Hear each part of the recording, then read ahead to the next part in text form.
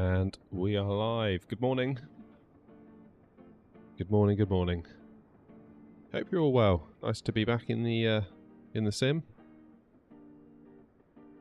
Nice to be back indeed.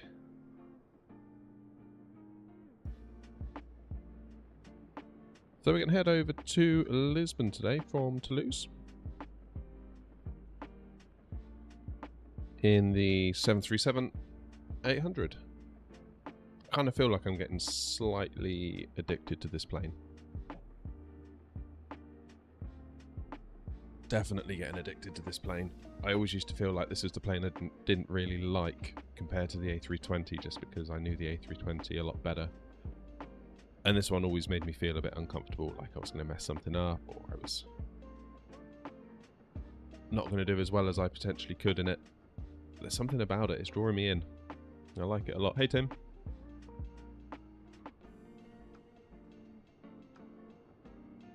So we'll see if the stream stays up today, because we've been having our share of issues. So we're back on the 3070, as you point out. 4070 is back with the people where it came from, and they say they're going to process a refund shortly. So that's kind of good. It's just a shame. Like I really wanted to like that card. I persevered with it for like 5 days, and just yeah. Well, anyway. Anyway, the 3070's back in now anyway, that's the main thing, and it's working like a charm. Obviously that didn't solve the issue of the streams crashing, when was it, Thursday? Those of you that were here on Thursday, the stream did crash. Looking into the crash logs, it's a browser source that appears to be crashing the sim. Not the sim, the stream. The sim is fine. The sim has not crashed once since reinstating the 3070. Everything's been fine and dandy on that front, but OBS, my streaming software, has crashed. So what I've done today, and apologies in advance, I've had to remove the map and I've had to remove the stats we have at the top of the screen, almost as a bit of a test to see if that rules it out. The only other thing I can think of, if it does crash again, hey Ashi, is in OBS, I've got a window for YouTube chat that's kind of embedded within OBS. And obviously that is a web browser too. So I'm trying to narrow it down. Is it the YouTube chat that is throwing some data into OBS that is not happy with and therefore crashes? Or is it my map, or is it my statistics at the top? I guess, I mean, I'm on the latest version of OBS. Beyond that, I've got an old build from like a year ago when I first installed it on my PC after I like reset Windows. So I could just reinstall that. That might be the play. That might be the play. Anyway, enough about my tech support issues. It's nice to be back with you all. That's the main thing. Let's hop inside here and have a look. So we're cold and dark, as you can see. Just sort out the fuel, I think, before we get too carried away. How much fuel do we need?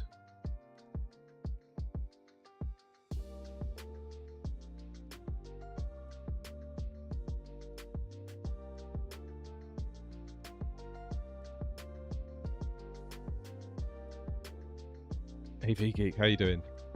Nice to see you.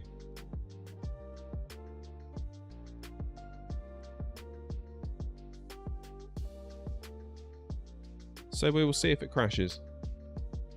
Got two chances, I guess.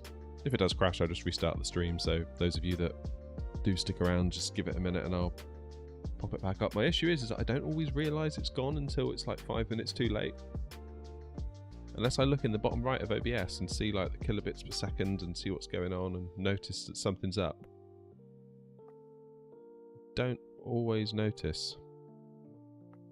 Right, let's long press menu to fire this up even though we're cold and dark. Wrong button. FS actions, fuel. And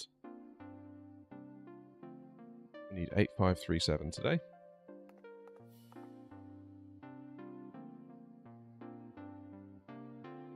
Doing the same flight on your Xbox, that's awesome. Am I right in thinking that the PMDG is out on Xbox now?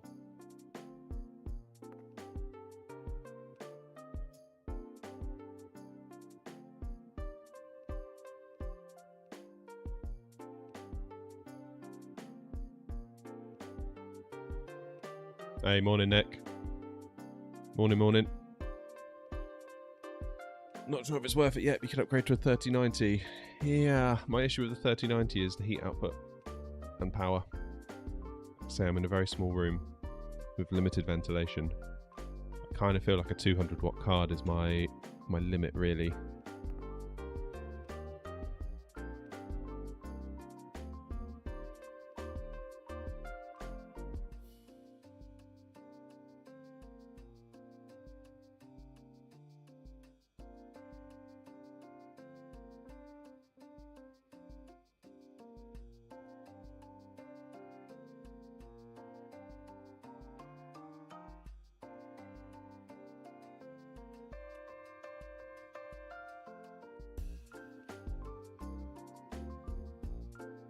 Alright.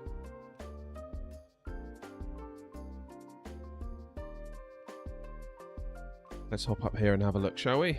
Now, are we on live weather before I get carried away? Whoops. What's wrong with me? I keep clicking the wrong thing today.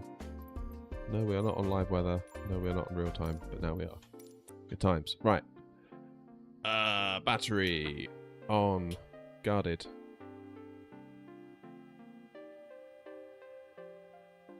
Position light is steady. APU. Start.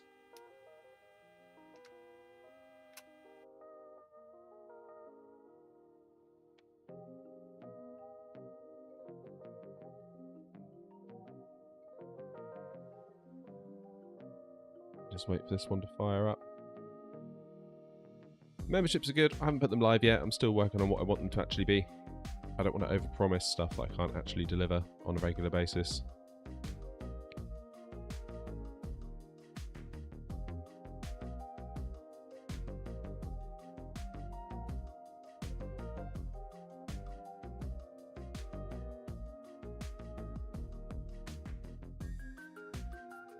Alright, just wait for this one to illuminate blue.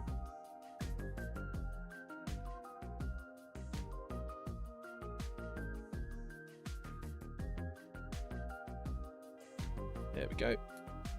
Turn these two on, and then we'll draw power from the APU.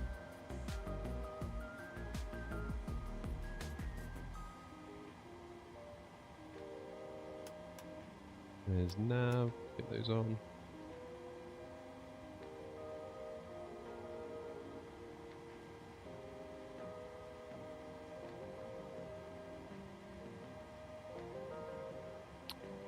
Excellent.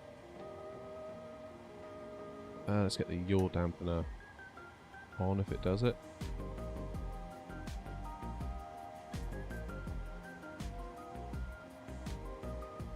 $3070 stable. It's stable enough. I mean, it's difficult because I've got VSync on at the moment anyway, so if I turn the FPS on, it just caps it at 30 no matter what. So obviously if it goes beneath 30, that's a problem. But for all I know, we could be getting like 45 FPS, but I'll never see them. I'm actually thinking of giving up the 4K dream. And maybe getting a variable refresh rate 1080p monitor, 32 inch, and just call it done. That might be the way to go. I've got a 32 inch 1080p TV, LCD, that I'm going to bring in here and test it out, just to see if like the size works, if the resolution is enough. Because I'm not sat that close to it. The thing is, I've got this Boeing yoke, and it really sits you back from the desk, like a lot, because it's so big. Like I'm about an arm's length away from the edge of the desk as I sit here now. Then the telly is obviously at the back of the desk, so the TV is like, it's got to be like 3 foot away from me, at least, maybe a bit more.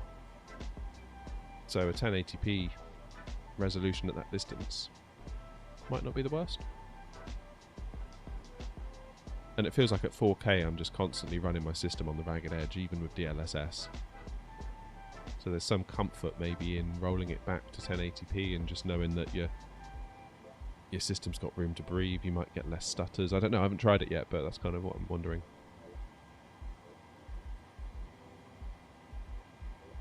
And the biggest issue is I'm CPU limited.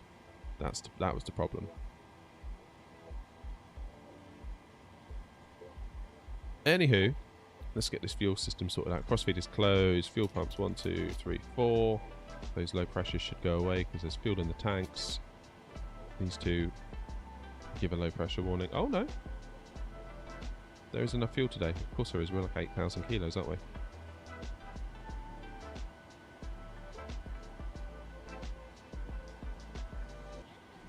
Alright, let's get the emergency lights on. Armed.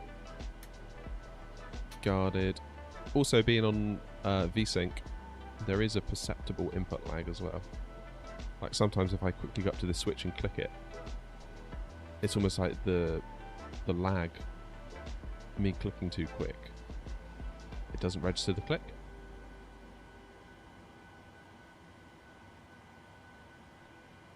So I don't know.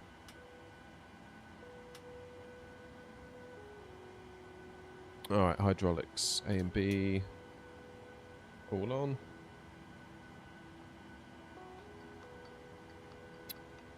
Window heat.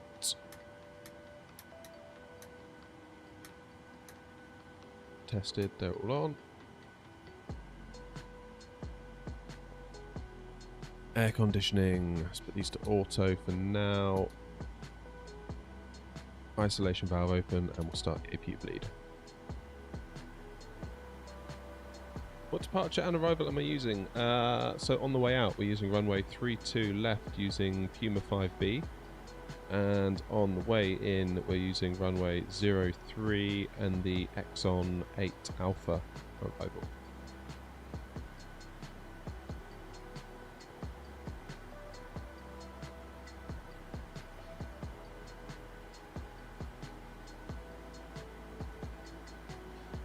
Okay, it's to 35,000 for now.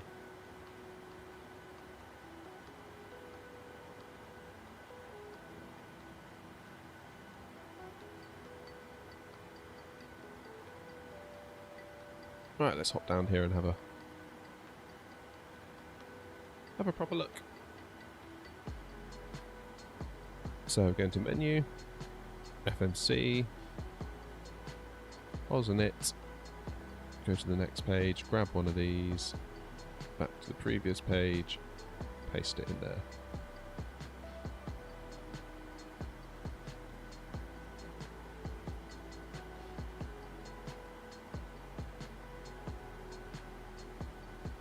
And into the route page.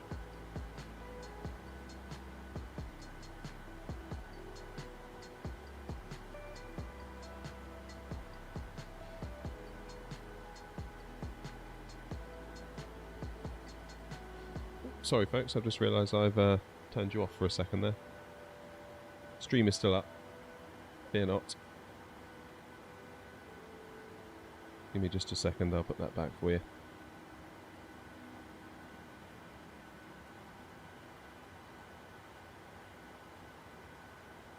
My bad.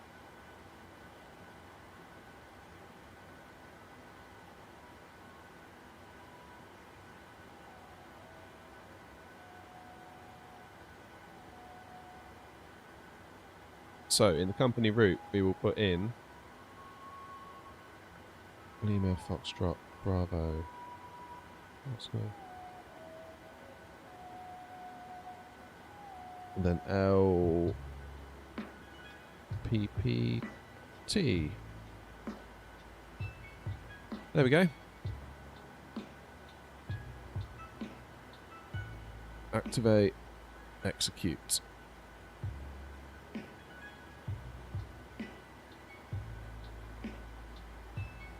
Morning, Brian.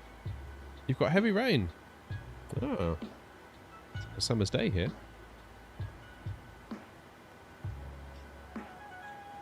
Okay, so we're going to depart on 32 left.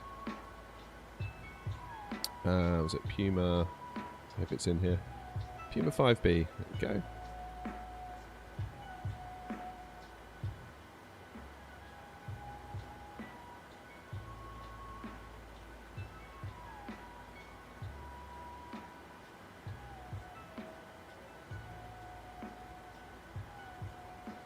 Then on the arrivals into Lisbon,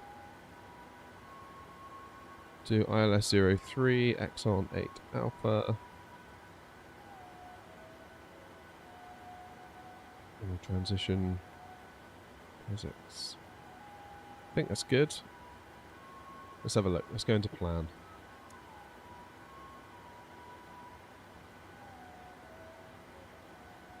Departure was 32 left, Puma 5B.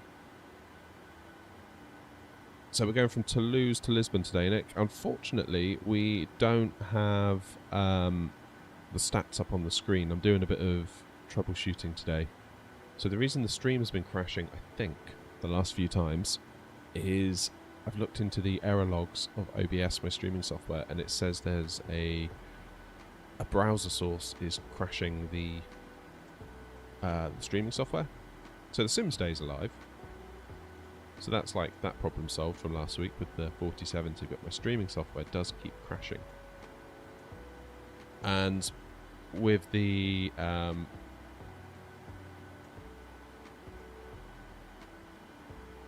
stats at the top of the screen and the map, that is actually a web browser source that OBS is sort of overlaying onto the gameplay. So by removing them today, if we get a stream that doesn't crash, we can be fairly certain that maybe that was what it was. So yeah, apologies for the lack of details up top and the map today.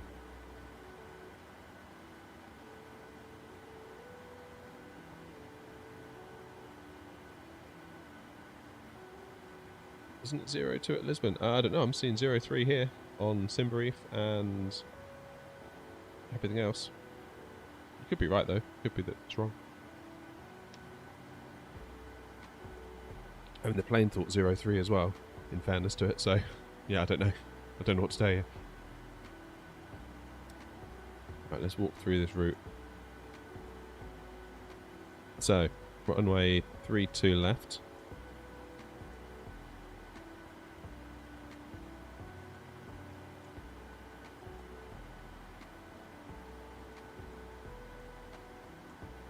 So we'll take off in this direction, do a bit of a teardrop, and then so kind of turn back on ourselves, and then we start heading down to Barcelona, BCN, then we start heading across mainland Spain, across to Portugal,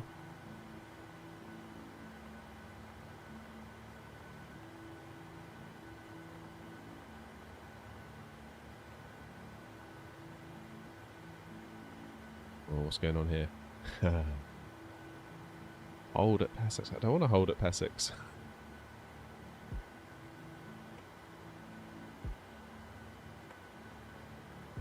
Why has it done that?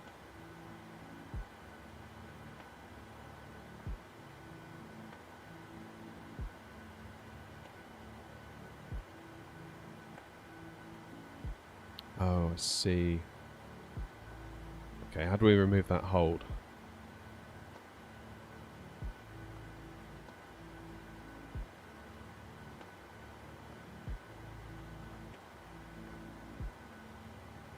Delete hold at Pesix. Pesix, then CFO3. That should work. Let's step through that again.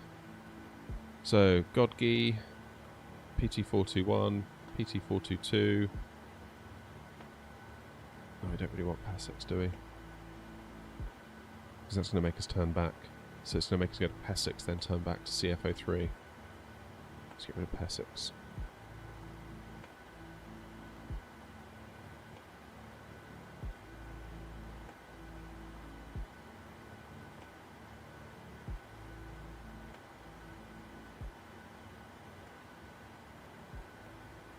Let's try that.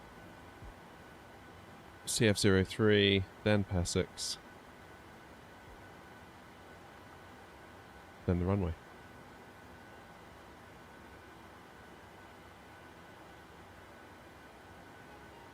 What was the question? What was the answer to the question about Navigraph? I didn't see that.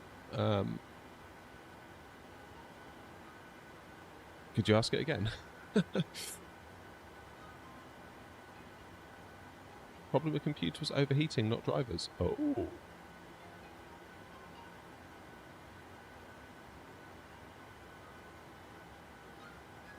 Yeah, it's drivers in my case, Brian, but yeah, you should be fine with drivers.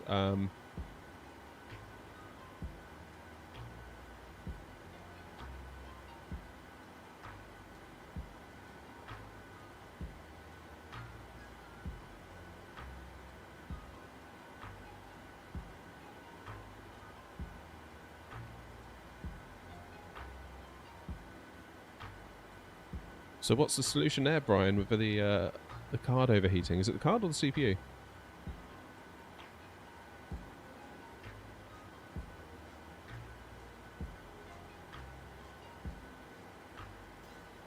That's a bit rubbish.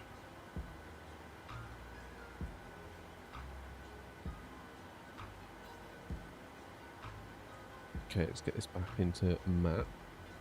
Back where we are. Start doing our perf in it.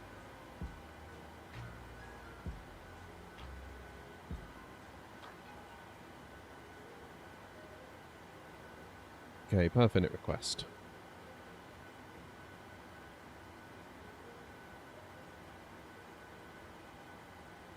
Kept getting messages, drivers overclocking, overheating, etc., and will shut down, and it did.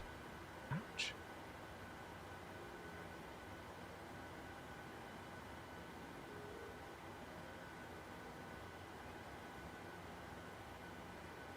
Let's load that in.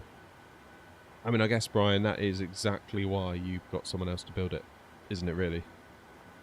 You can just sort of go back to them and be like, help.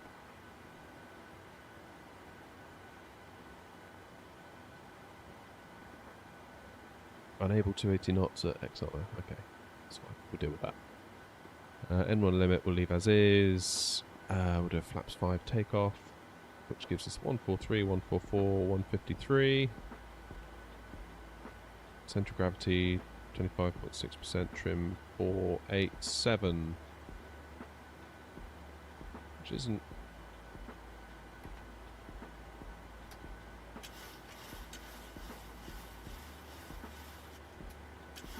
That looks about right.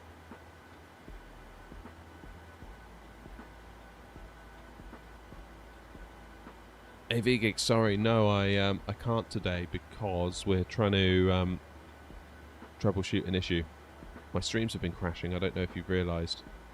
And I've nailed it down to it's a browser source within OBS that is crashing the stream. So when I bring the map in as a browser source, I think that might be what's doing it. And similarly, the stats at the top.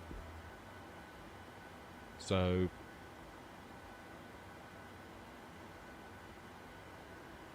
we're trying it without today, so apologies for the lack of info on the screen. I'll just have to talk to you all about it. I'm not doing any multiplayer either today, AV Geek, so essentially I'm not on any servers.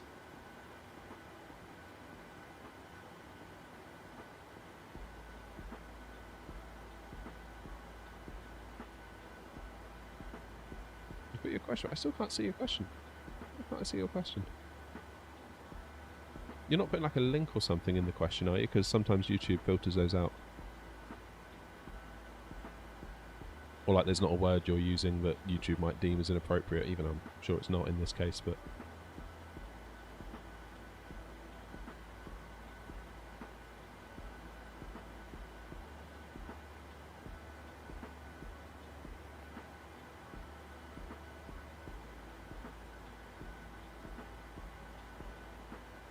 Okay, let's get our flight directors on. 1, 2.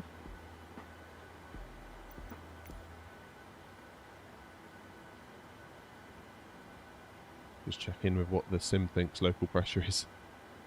1016.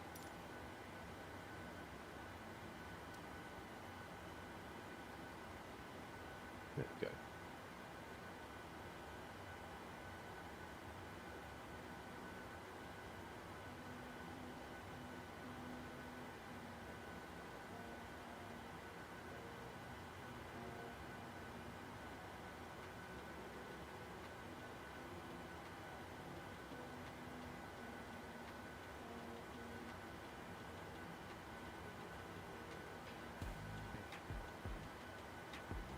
Okay, so our cruising out is 360.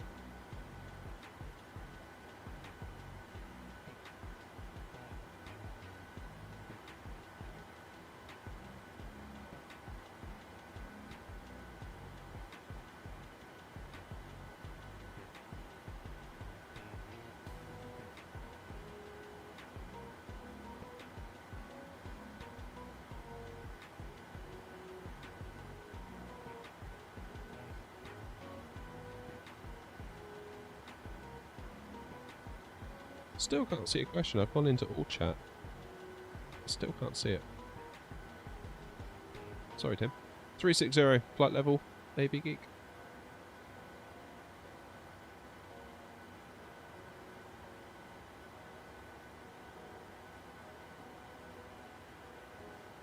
Alright, what was our V2?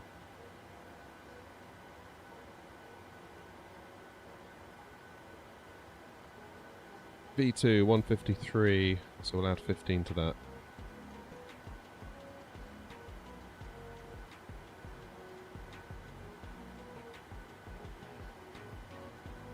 Oh yeah, I don't use Navigraph. Not at the moment. I'm going to be hopefully getting on VATSIM in the not too distant future, in which case I'll have to use Navigraph because I need to be on the up-to-date charts and the up-to-date all the stuff. At the moment, I just use ChartFox.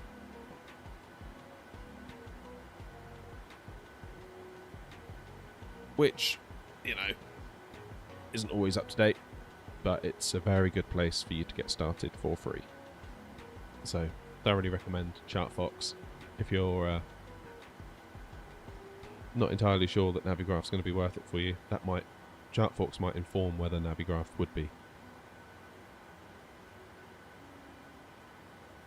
Right, let's arm the LNAV.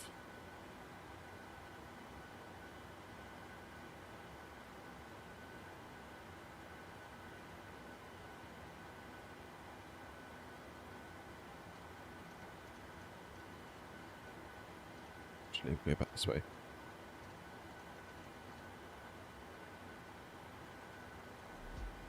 Okay.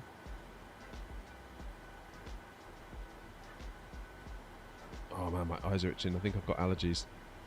I think the hay fever's starting.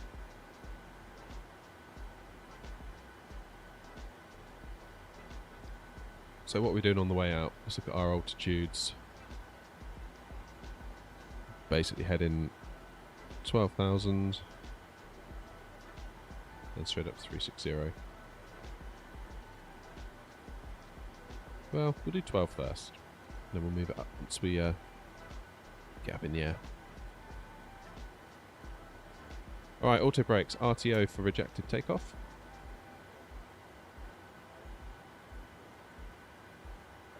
Parking brake, let's get that set. Oh. There it goes. We'll set our comms to standby. Doesn't really matter because, like I say, we're not on VATSIM today or anything like that.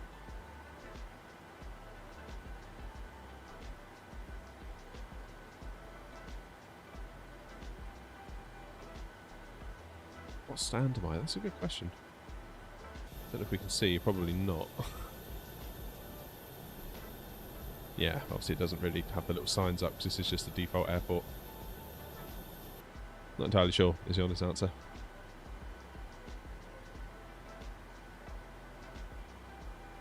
Alright. So we need to turn off the aircon packs because if we don't, the engine won't start. We're going to arrange a pushback. Get our anti-collision light on. Throttles are at idle. And let's see if we can use our fancy little pushback tool.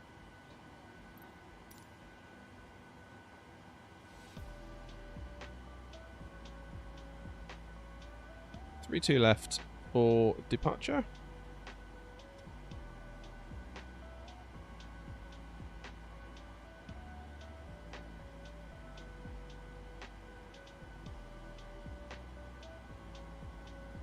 Lovely, that'll do. Right, let's request pushback.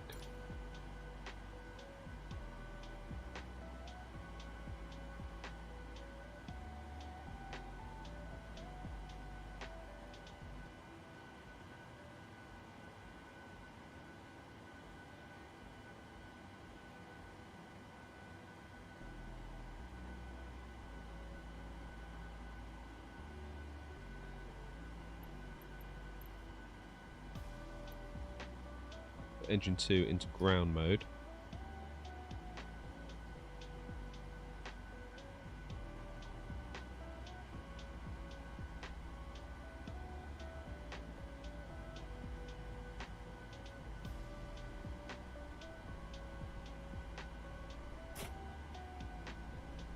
Parking brakes off.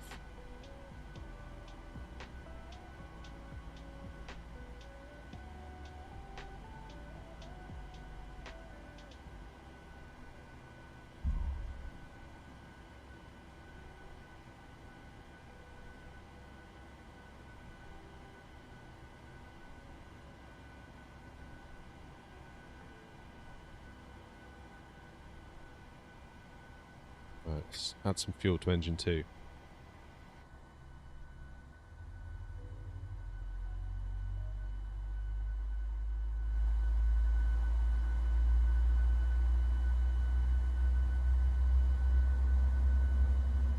It's moody here, isn't it? Look at that weather.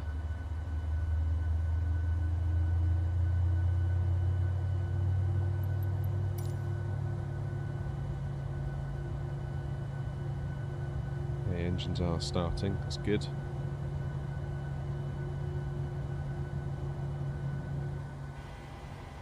Let's go back and put engine 1 into ground.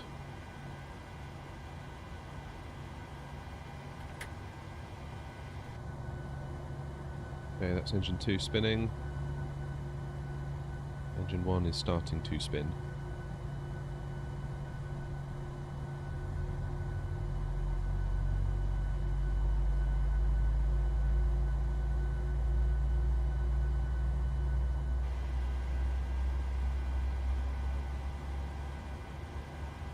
What is going on here?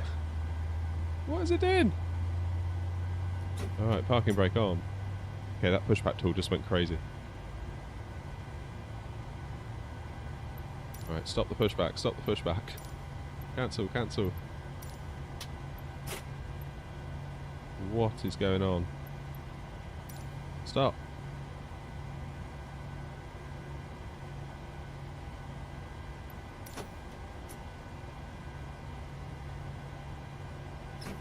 That was weird.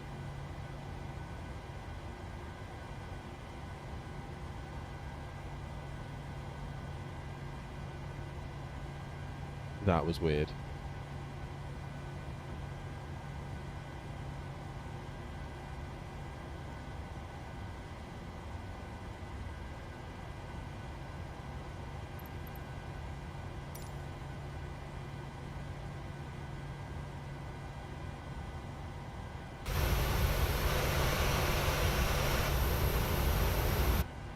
Yeah, I think there was a bit of lag going on there.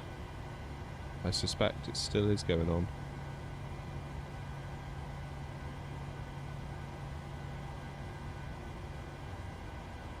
That was very strange.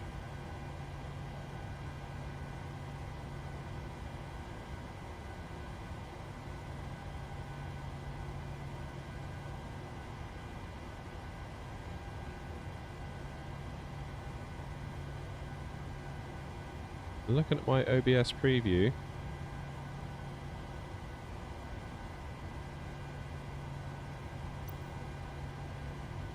a second.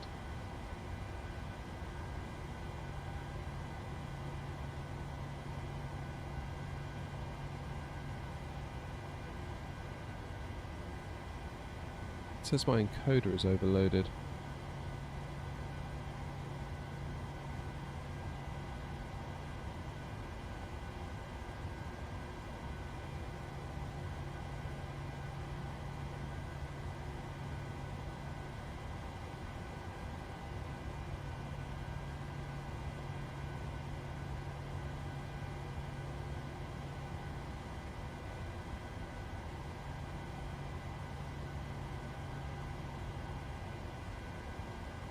So why is my encoder overloaded?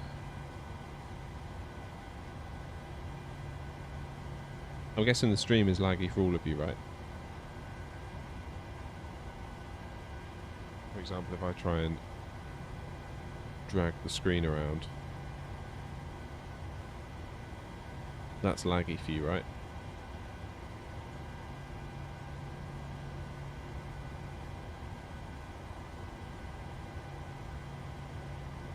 How very strange. Hopefully it's starting to settle down a bit now.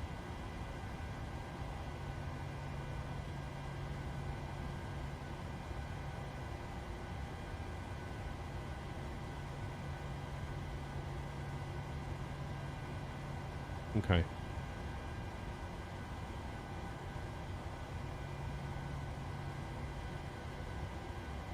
Yeah, laggy.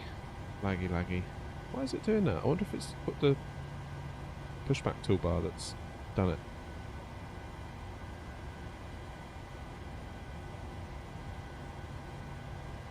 Alright, let's get the engine generators on. 1, 2. Get the probe heats on. Hacks back into auto. Isolation valve auto. APU bleed off.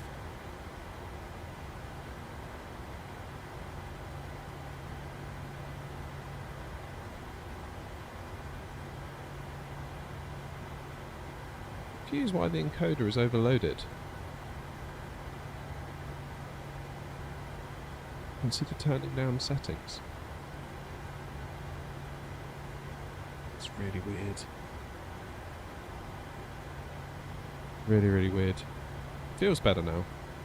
At my end. But obviously I don't know what it's like for you.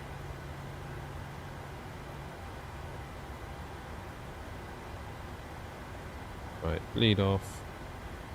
APU off. Overhead panel looks clean. Turn our taxi lights on. We'll do runway turn offs because it's a bit dim.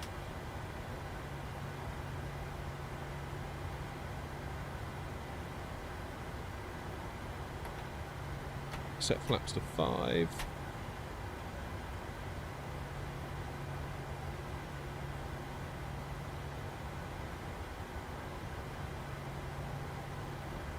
Very good.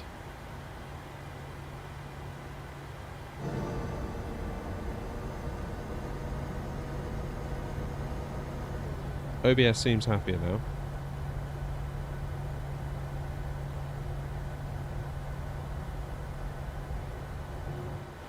Okay.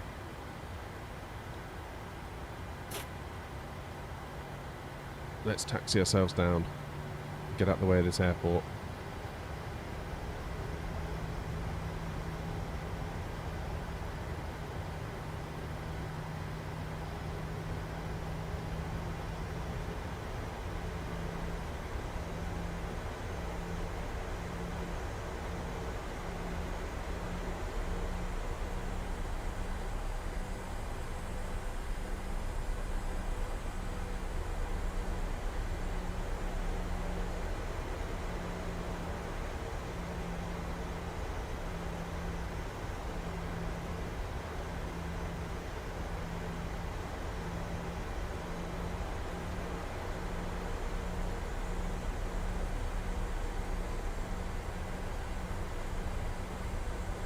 Right, next stream, I'm going to roll back to an old version of OBS and just see if all my problems go away. I do apologise. I feel like it's just been issue after issue after issue recently. Which isn't what we want.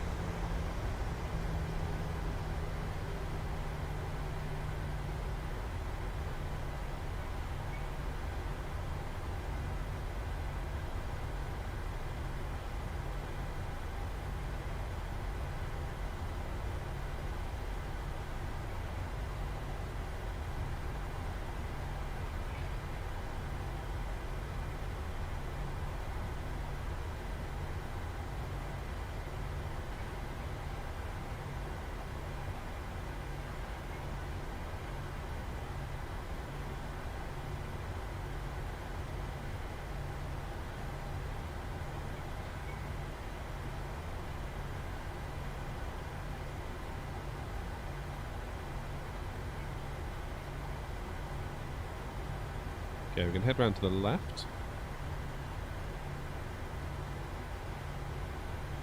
Cross 3-2 right, I believe.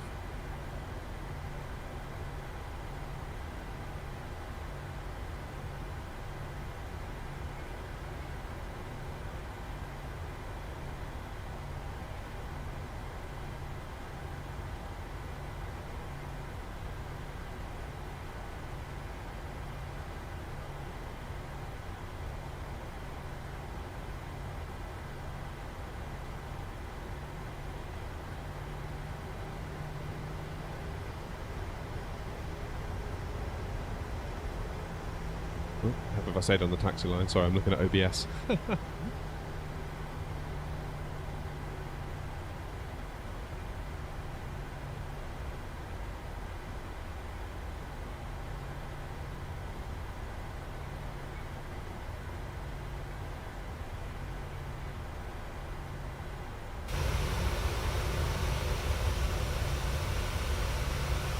So the plan is we go all the way down to the end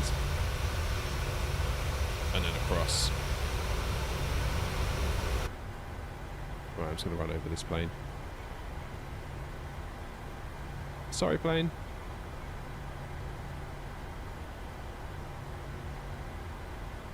Rip.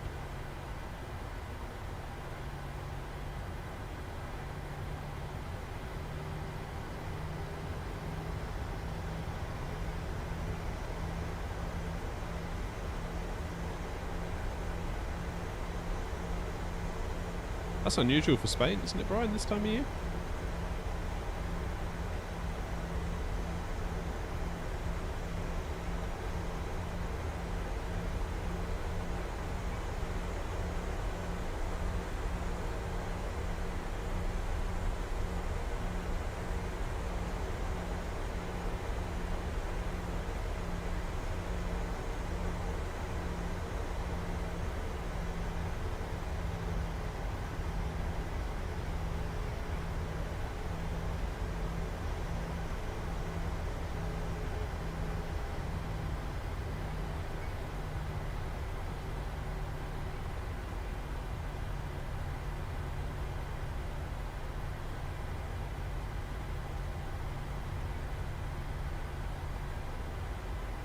I think I'm going to be able to cross here. Could be wrong, if not we'll just backtrack up the runway.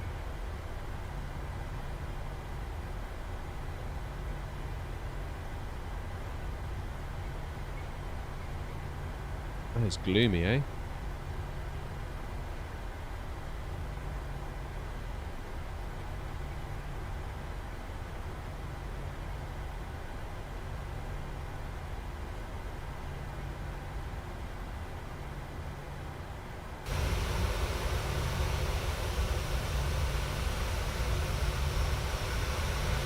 Oh wait, we need to go up there.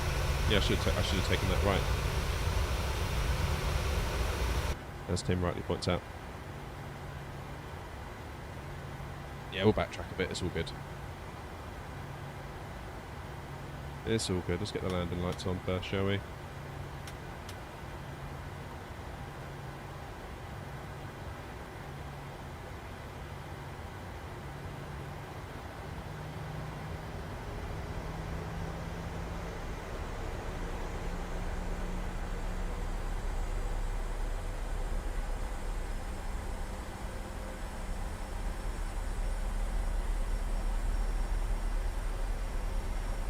OBS seems happier now.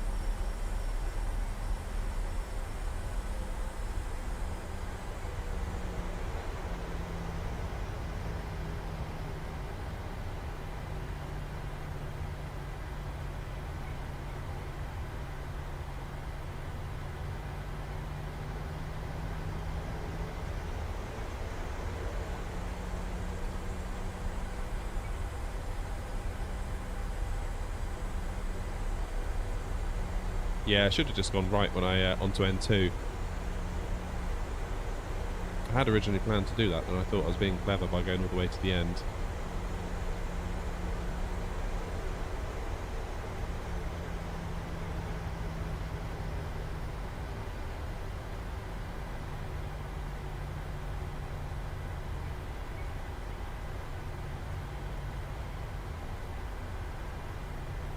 Easily done.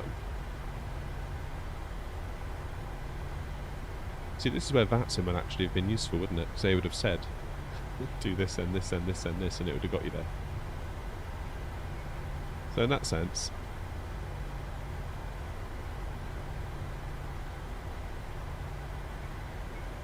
it's actually a benefit and not a scary thing.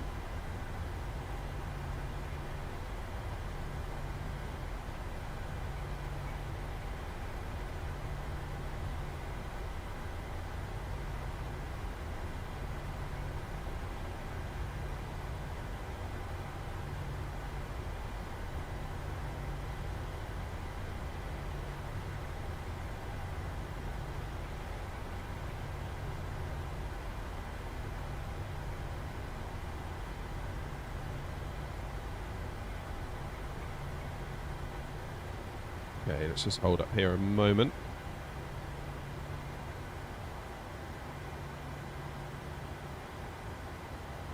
Parking brake on.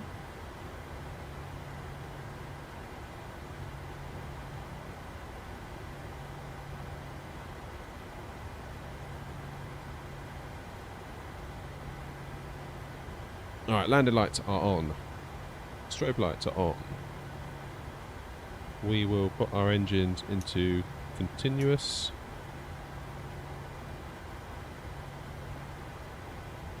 We will also do TARA on that.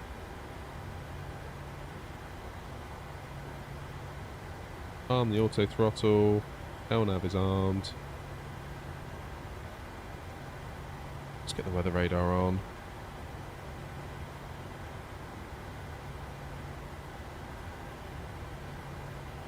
I think we're looking good. Right, let's head on out.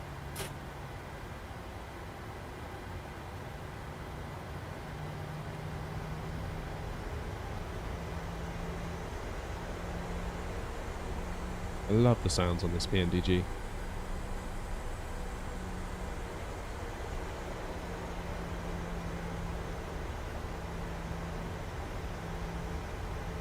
So different to the Airbus in that you've really got to give it a bit of grunt to get it to move. Whereas the Airbus, it's almost like an automatic car where you just take your foot off the brake and it starts to creep.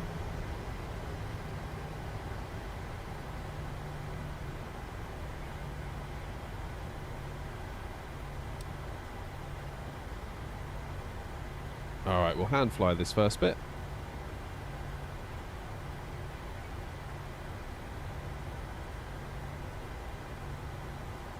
Okay, we're lined up. Hopefully the plane is configured correctly. If not, I guess we'll get a buzzer. Right. Throttle's 40%, holding it on the brake. Yoke forward. Release the brakes.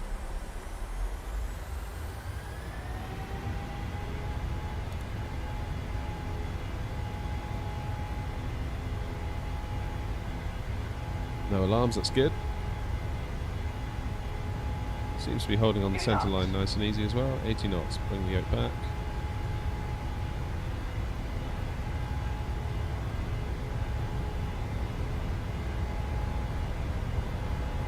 Reporting.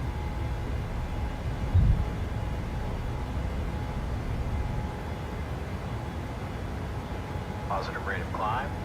Gear up. You're being pushed there as we were going up.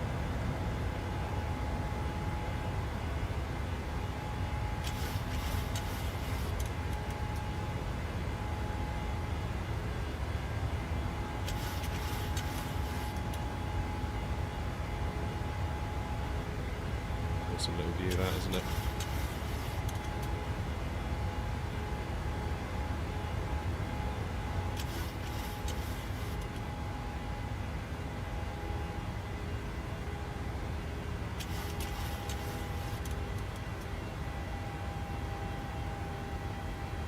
Okay, so we've got this teardrop turn coming up.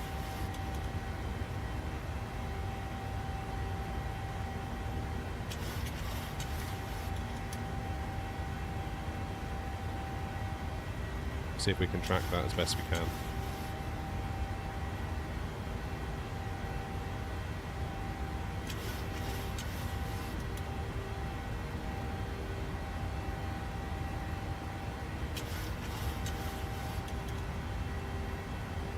Okay, so the autopilot system has changed its mind.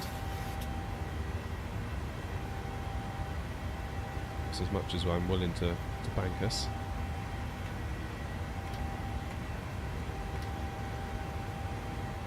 Bank angle. Oops, my bad. Too busy doing the speed.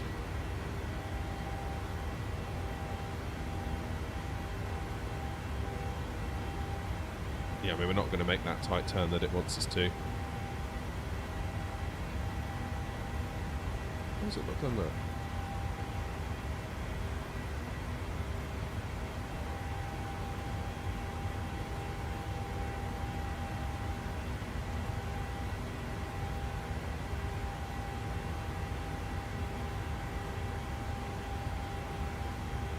Okay, so the fuel isn't happy. We've got a low pressure warning up top here.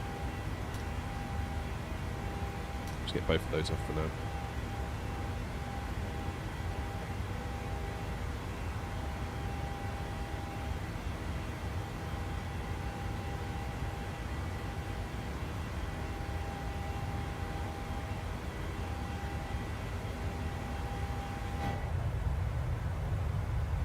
There's the airport. Slightly confused why the speed went a bit funny then.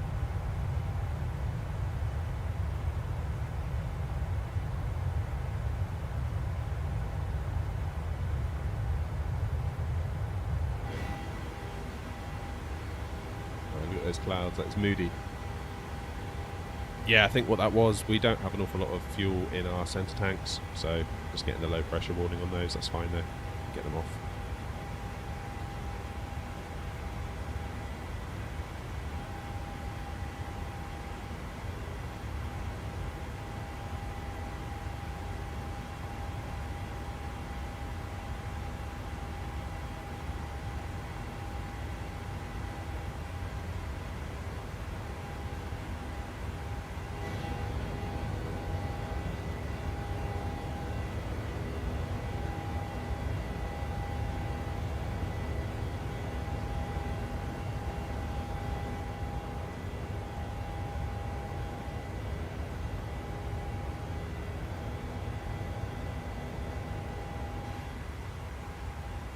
Okay, 10,000 feet.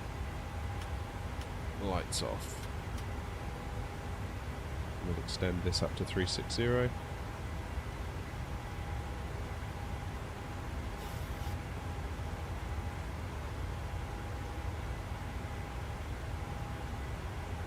Oh, it's 370. We don't want that. 03 for arrival.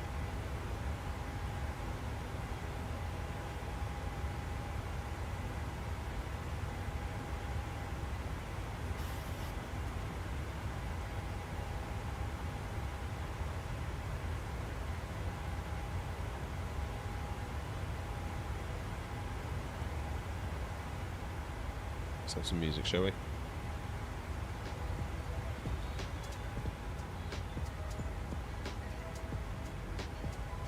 I think the stream's settled down now at least. That's something.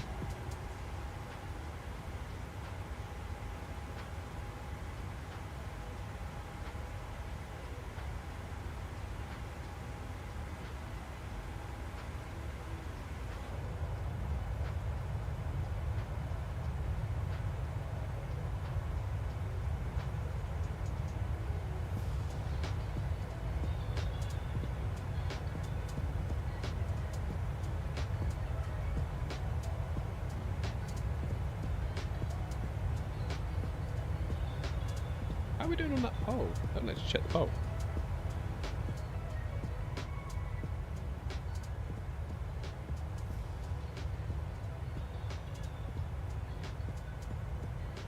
Hey, morning, Jalise. So the pole is decisive as ever. Almost 50-50. Thanks, guys.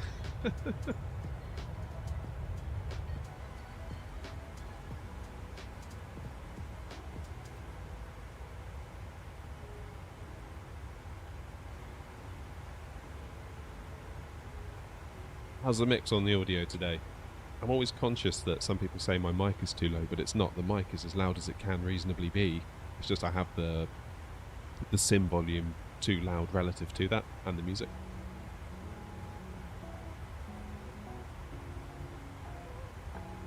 Oh yeah, the 4070, Jalise, yeah, it's a shame. That is a shame. Real shame, that. I mean, I didn't want to be sending it back. That was not what I wanted. There's a few issues. Number one, there was the driver thing. The driver that I'm on now, i.e. the good one, unable to run that on the 4070 because the driver was older than the 4070. Therefore, when you go to install it, the driver's like, well, I don't know what this card is, because it wasn't released when I was made.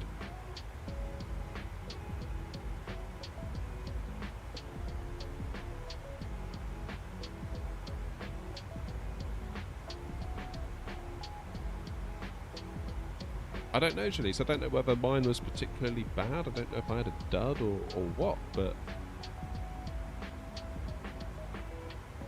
like you look at a lot of the benchmarkers on YouTube that are like, you know, flight sim with the RTX 4070 and a 5800X3D. They were getting good FPS for like that moment in that benchmark when they captured that data, but sort of beyond that, it wasn't so great for me. It really wasn't.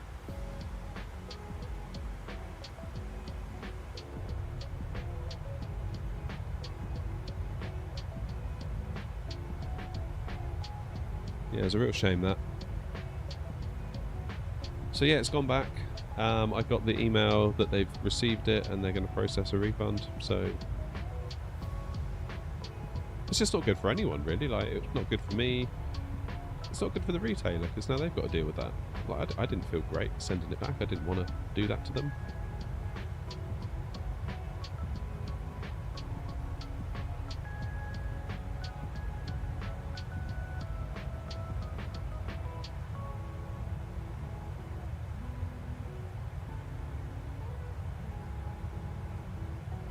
Yeah, so 4090, 4080, 4070 Ti, they were all out.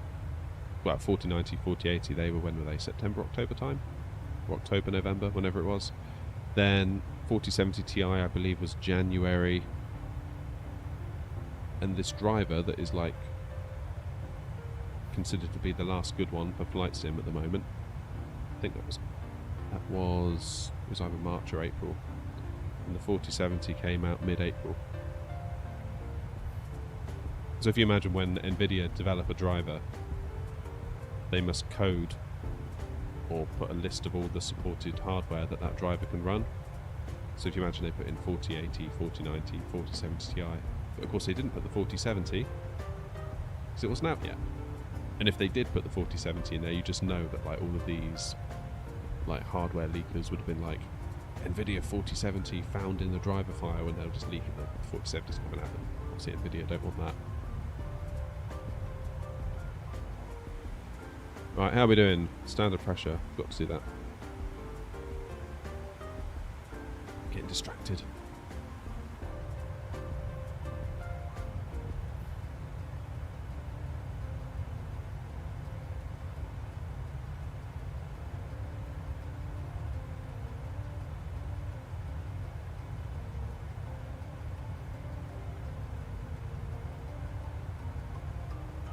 No, I wasn't really sure who else to ask, and by the time I found one person,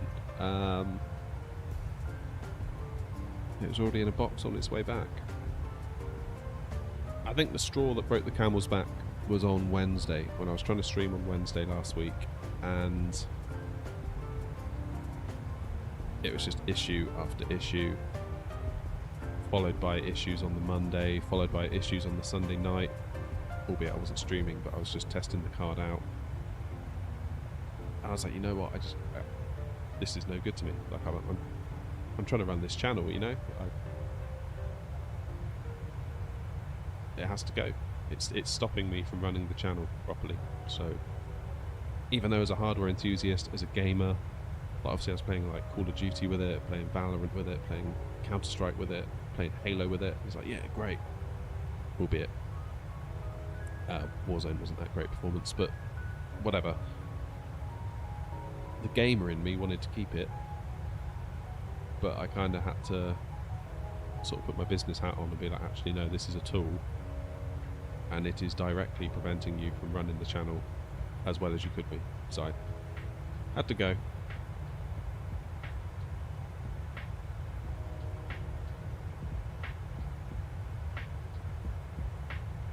Why did you just get an ad? Yeah, I'm monetized now, AV Geek. That'll be why, I guess.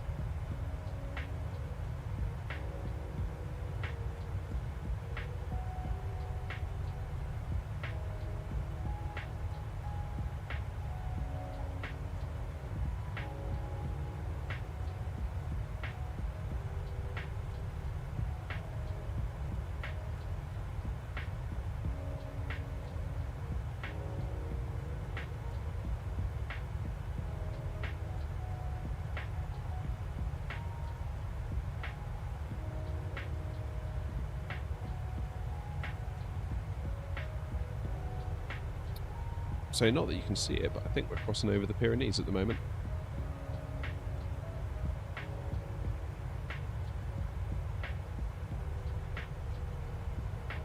Don't think there's much out this side that you can see either.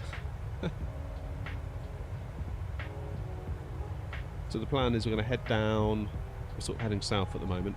Obviously if we had the map on, you could see, but we're trying it without the map today to troubleshoot whether it's that crashing OBS. Basically we're going to head down over Barcelona, make a right, go across mainland Spain,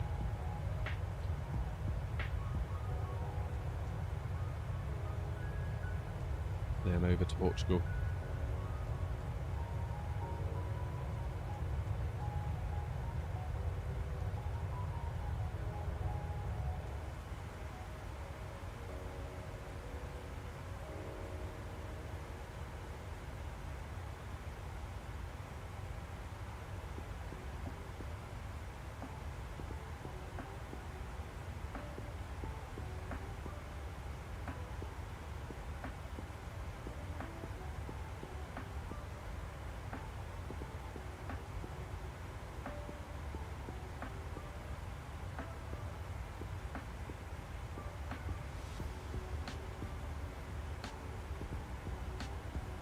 And it might be going to 1080p helps as well with OBS, because I feel like OBS is struggling at the moment.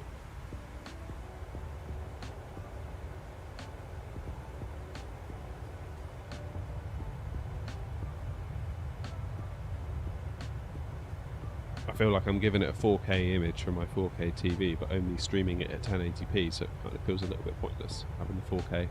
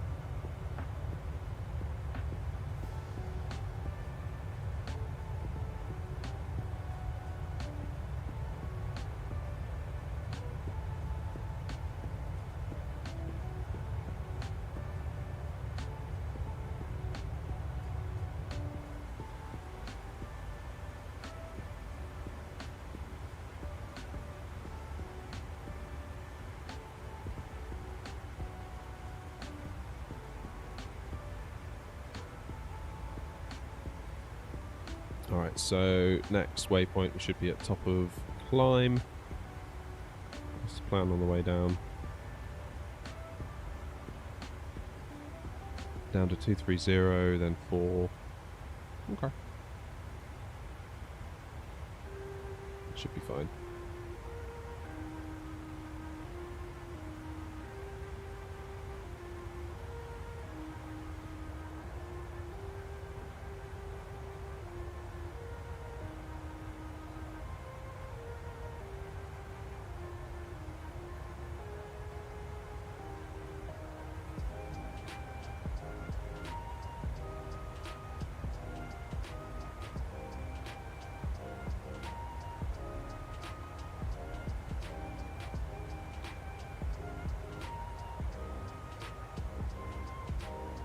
All will be revealed soon, Tim, don't you worry.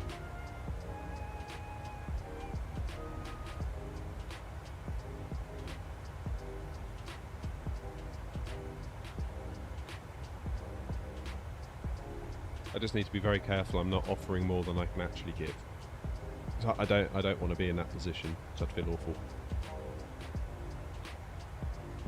Like, the honest truth is, it's hard enough doing what I'm doing now with everything else that's going on in my life. All my other responsibilities and things. I mean, the target for me is to stream 4 times a week and put out another video, but I seldom manage to do that. If I'm going to put out a video, normally I have to not do one of my evening streams, which is a shame because I like doing them. Sometimes something's got to give.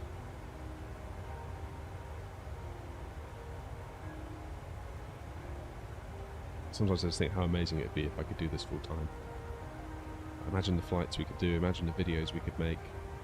Just having that time to do it. That big block of time.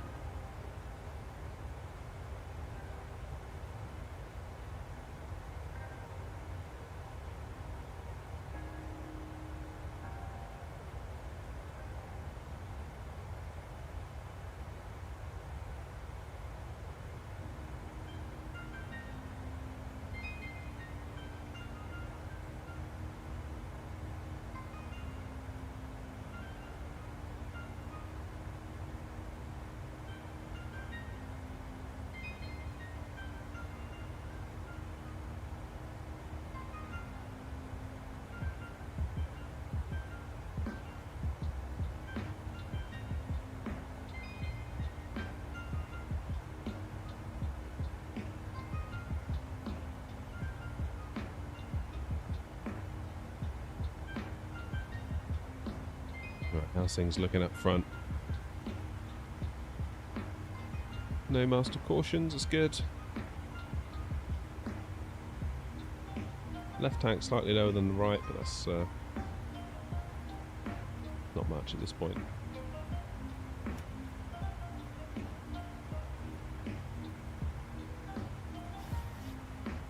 And we are very, very nearly at top climb.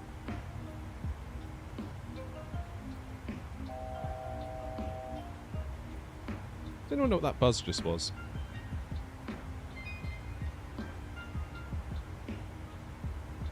Never quite sure what the buzzes in this plane actually mean. Like that one there to me sounded like it was an error. But it went away.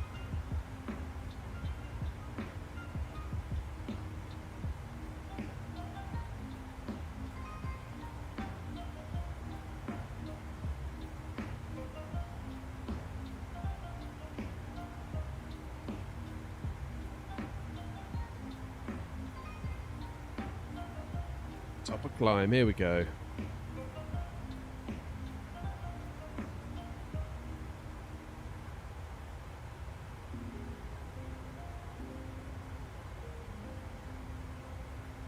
Get into your altitude. Okay, that makes sense. Yeah. Figured it was probably that, but you're just never sure.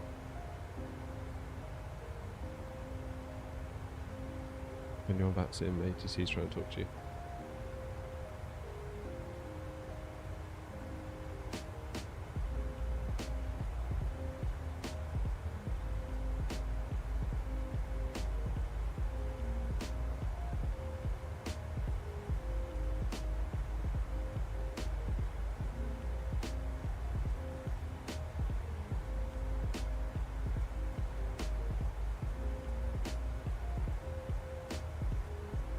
Oh, he just lost the internet, no way.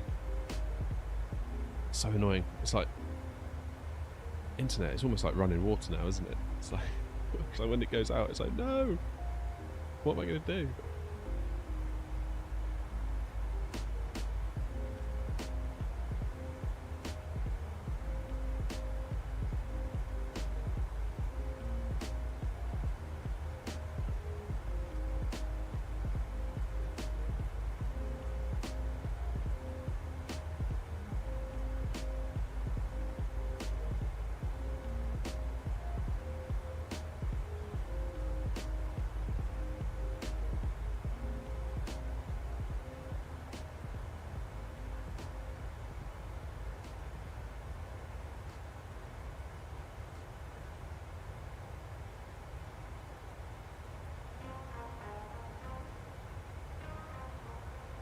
So we're not far off Barca now. We should... I wonder if we can see the coast.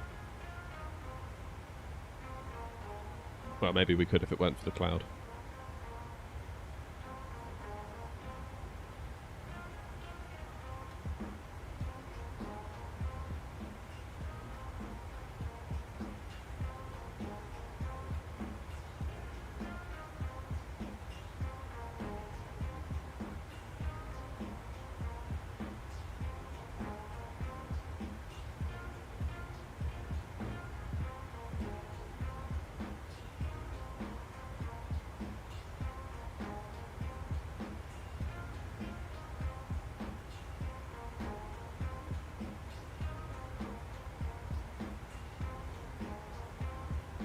It's all good. Tim, don't worry. I'm all good for memberships, thanks.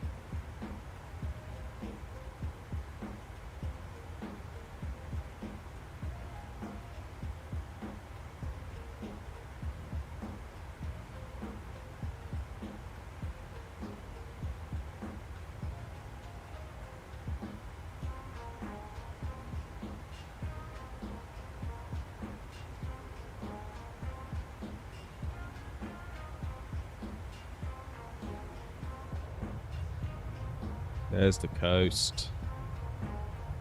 The right turn coming up.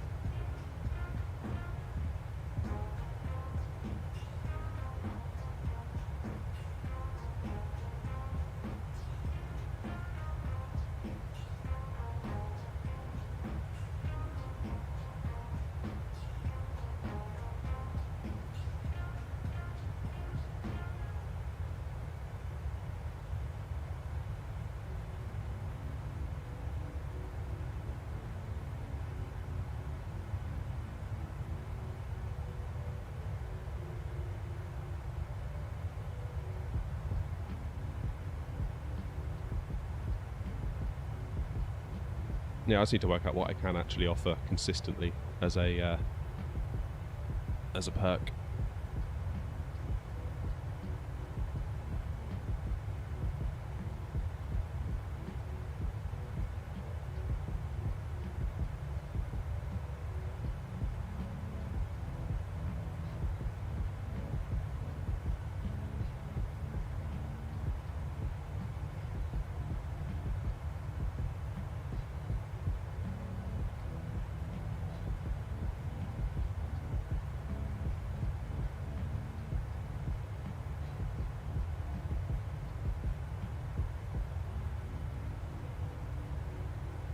There's actually an update to this plane, isn't there? I haven't installed it yet.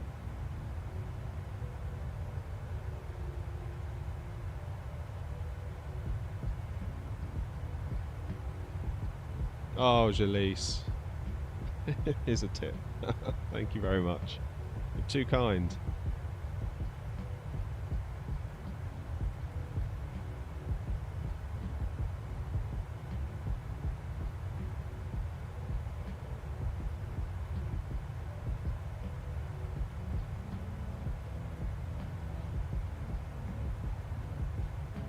Right behind this, guys, all will be revealed. Have a little patience.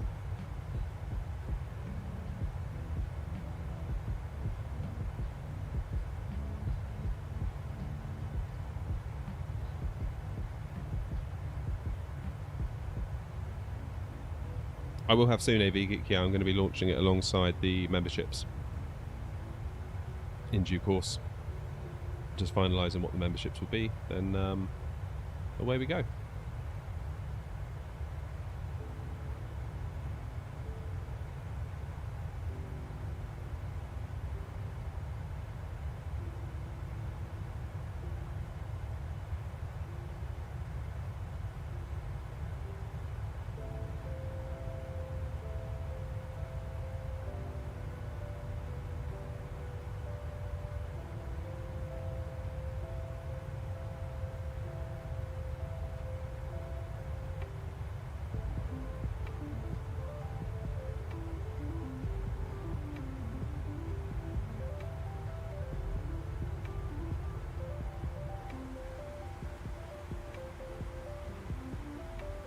Alright, everything is behaving.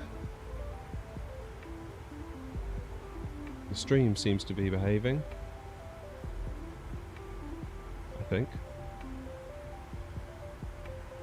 YouTube did have an error. The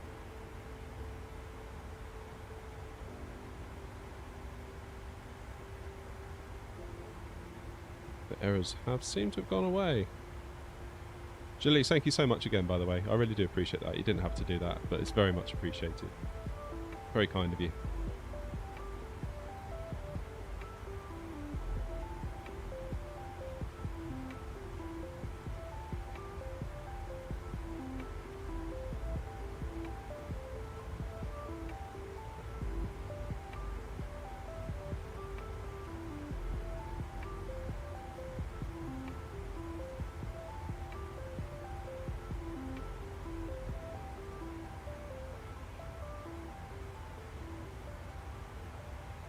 Right, everything's behaving in the cockpit, so I'm going to take the opportunity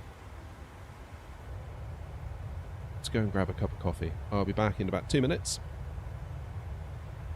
You will soak up the views.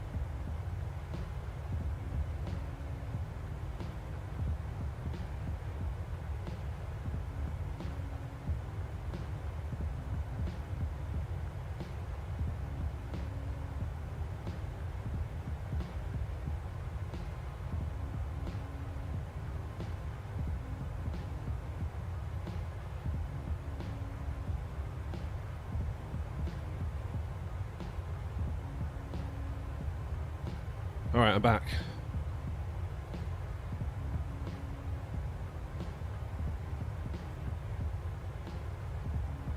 I'm back with a cup of coffee, so it's all good. Yeah, Nick, the map is gone.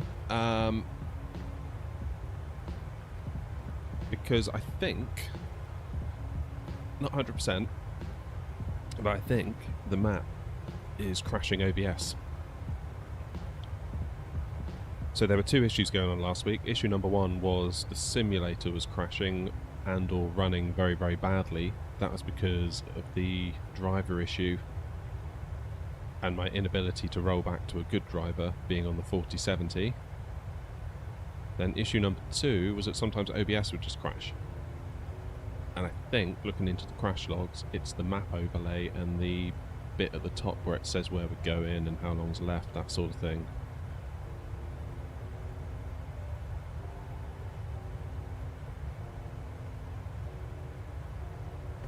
So I'm flying without them today, and lo and behold, it's all stayed up.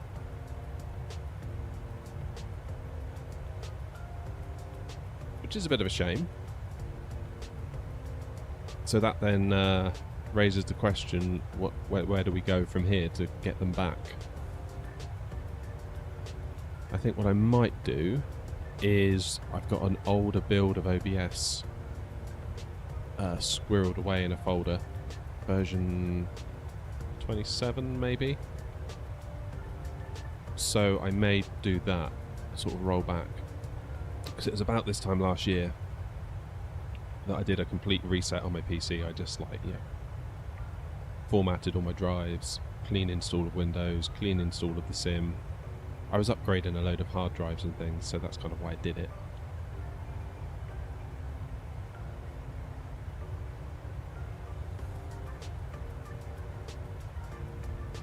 And obviously I then went to re-download OBS, and I've kept the installer, so I might roll back to that version, because I feel like I've been chasing the newest versions all the time, and it's just caused me nothing but headaches.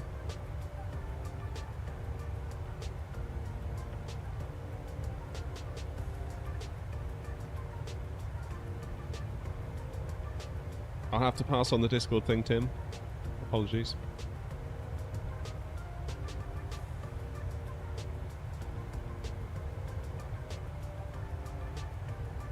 Yeah, I noticed that on, when is it? Sunday.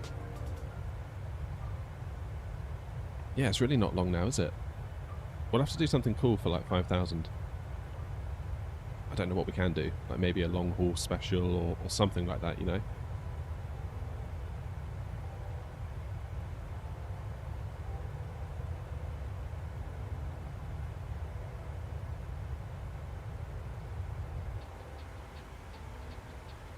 Right, let's just see how we're doing.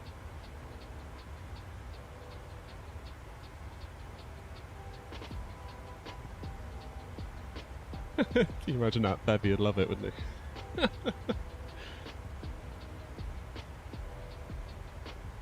Imagine Bevy's face if we did a paper plane flight.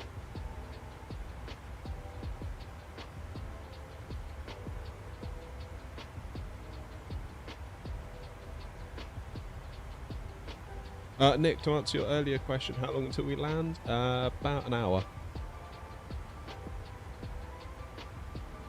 It's actually further than I thought it was going to be.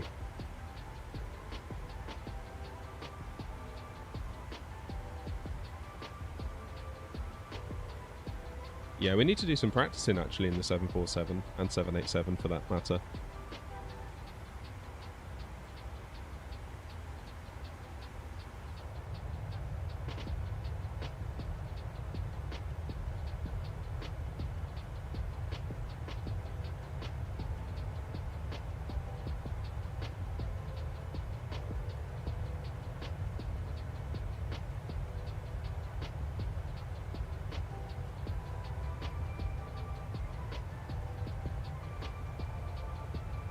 It's such a difficult aircraft to land there, the 747, compared to these.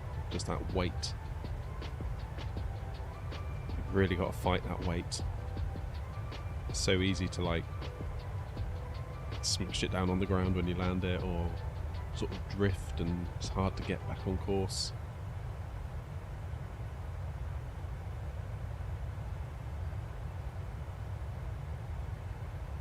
Yeah, it's funny, I thought about that the other day, Janice. I was sat in the A320, and then they have that coffee cup, don't they, by the EFB. And I thought, oh, that'd be cool. I thought about making one for the sim, then I was like, I could make those in real life as well.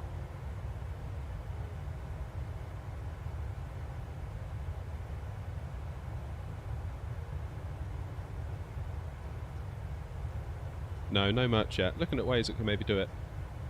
Like Cotton Bureau or that sort of thing. Basically, I want something where I don't actually have to do anything myself. Like, there's no way I'm dealing with shipping and returns and customer service. It's like, no. Just need like one of those t-shirt printing companies to do it all.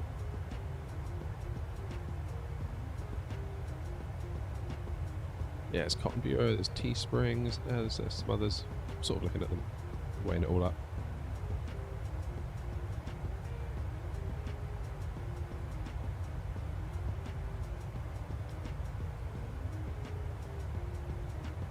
And this coffee is good.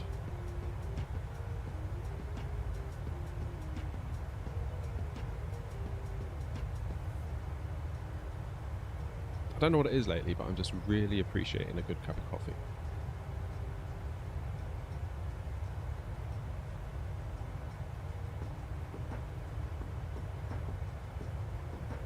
I'm thinking maybe some of those like little enamel pins that you get, they could be quite cool.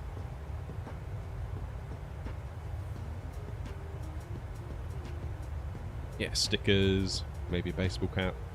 I mean, I guess like a pilot's hat would be the obvious thing, but I don't know if like anyone would actually make those to allow you to put your own logo on it.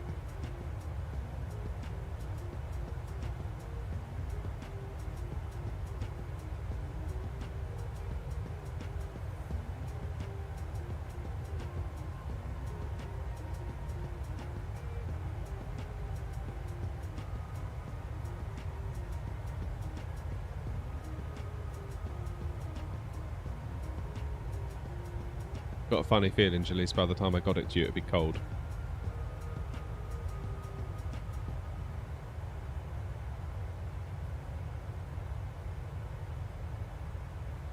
It's really cloudy over Spain today, isn't it? It's very unusual. I thought it'd be completely different.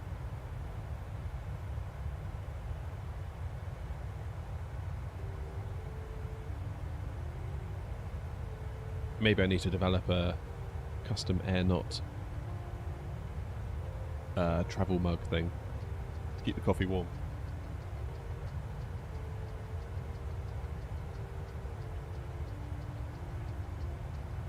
Got some really good ones from IKEA actually. So good. Made a cup of coffee at 10 to 9 in the morning and I forgot about it. I left it in the car all day.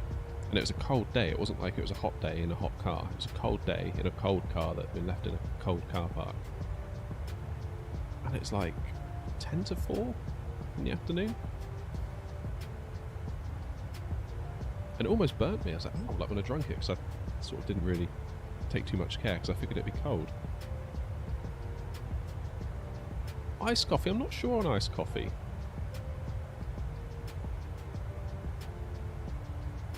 I haven't done too much with it.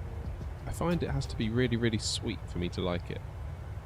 Like I don't put any sugar or anything in my coffees. I kind of embrace the bitterness, as it were, and like the natural flavour of the coffee. I think sweeteners actually take away from a good cup of coffee. But with iced coffee, I don't know what it is. I really kind of, there's like this expectation that it has to be sweet for me.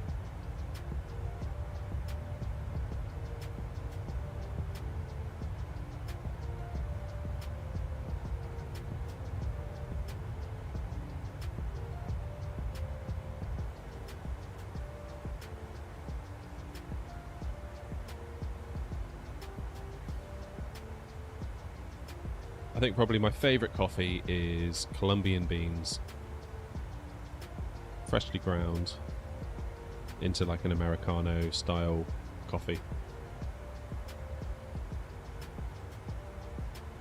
Colombian beans that have been grown at about 4,000 feet. That's generally my favourite. You get that kind of real nutty flavour that comes out. It's really nice. And generally a lighter roast. I kind of find the dark roasts, they all just taste of dark roast.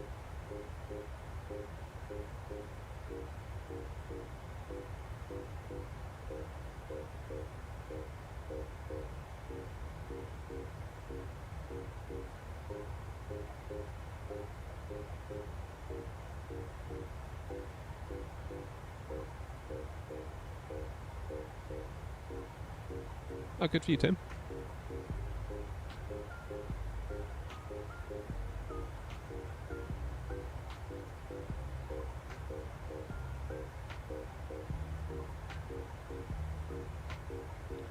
We treat ourselves to an outside view, just for a minute.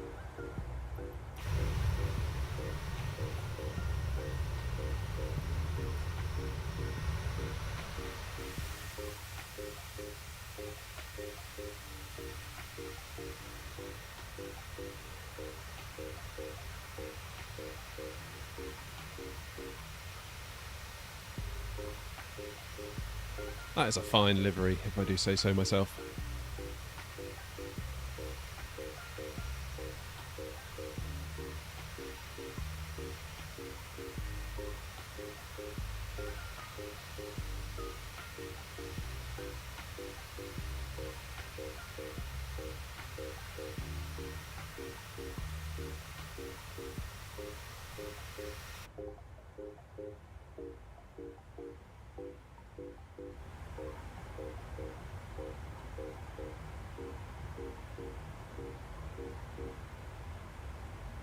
Reba coffee.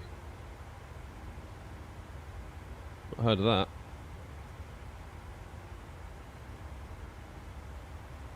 Who made it? I made it.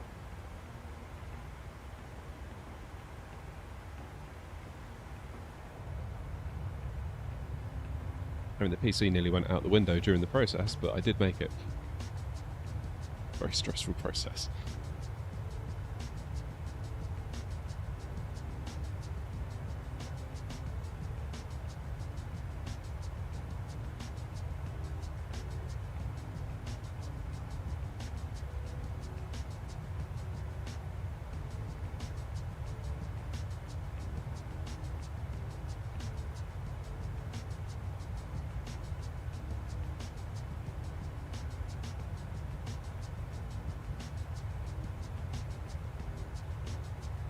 Redbury even. Oh, yeah, still not heard of it, sorry.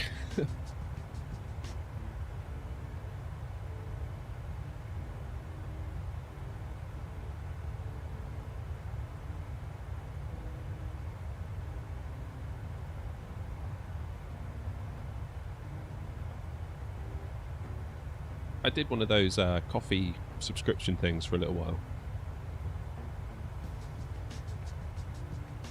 Well, I didn't. It was given to me as a gift, and it was like they send you a new pack every 2 weeks or something. And the idea is that they give you something different every 2 weeks. So you can try a different range of flavours.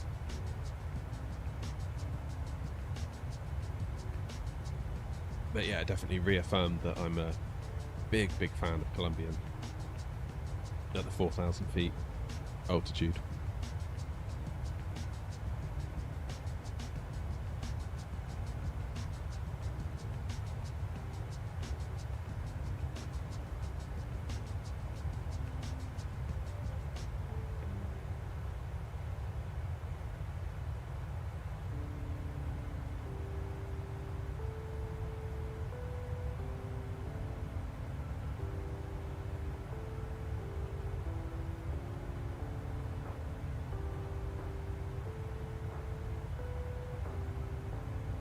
I kind of found that anything above 4,000 started to taste a little bit more florally.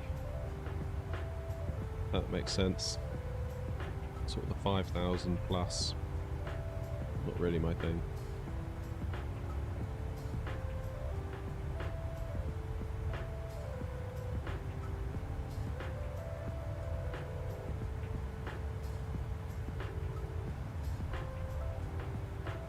It's a rabbit hole coffee though, isn't it, once you get into it?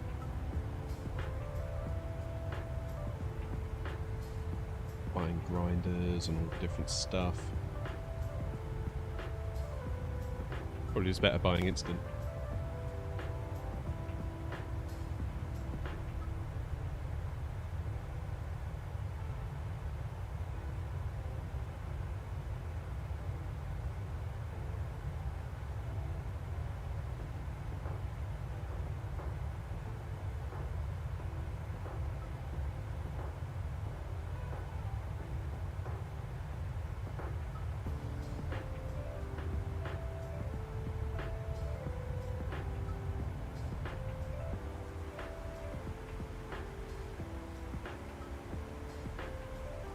Looks like the clouds are starting to disperse a little bit.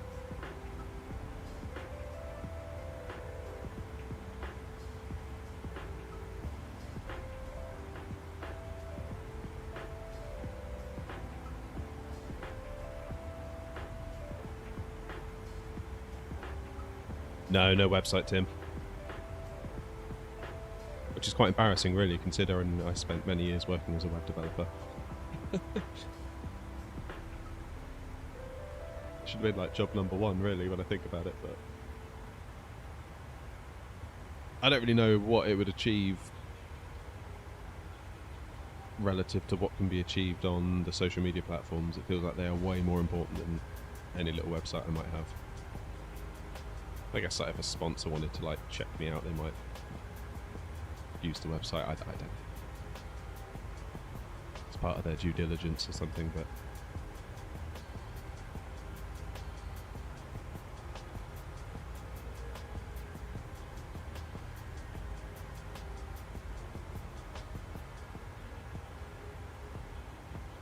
oh, the GoDaddy website builder, yeah.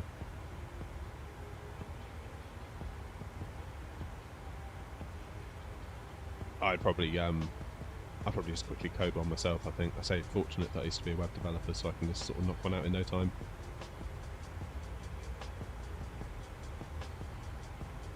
I guess I haven't, just because I haven't really seen the immediate value in it.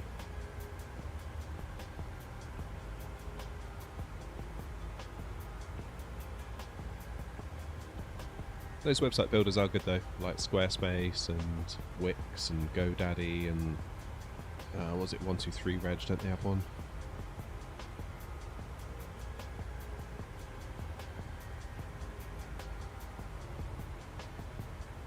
If you know, if you've got modest needs for a website, they are good.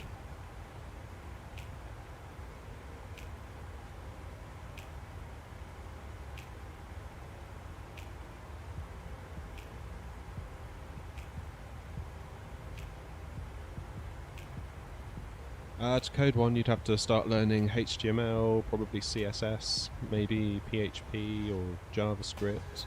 Depends what you want to do with the site, really. If you just want a, you know, this is who I am, this is what I do, and that's it, you could probably get by quite easily with just a bit of HTML and CSS. But if you want to start doing contact forms and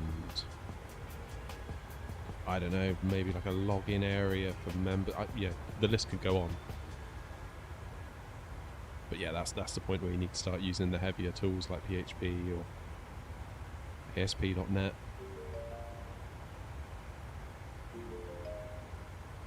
There's no quick and easy answer, really. You basically just got to learn it, and it takes ages.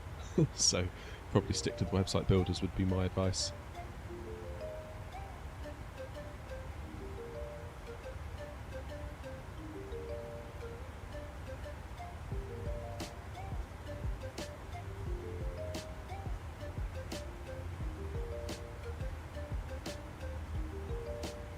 If you wanted a place to start though, if you wanted just to see what it's all about, w3schools.com, I believe.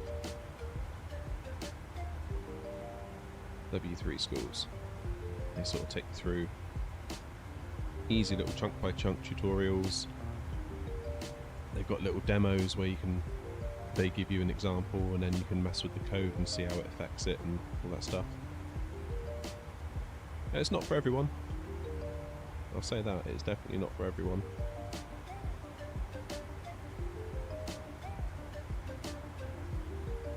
Looking back to when I was learning it, you know, college and all that kind of stuff,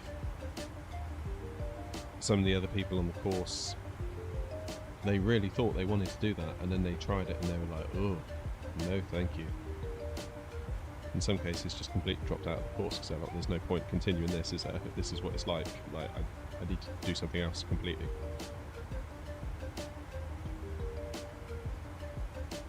So don't feel bad if it's turns out it's not for you.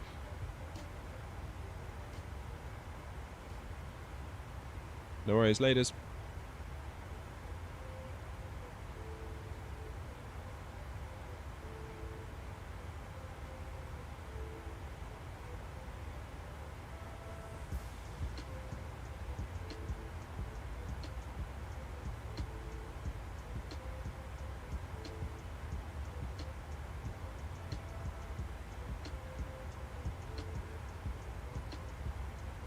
I can't believe it. The poll is literally 737, 48%. A320, 48%.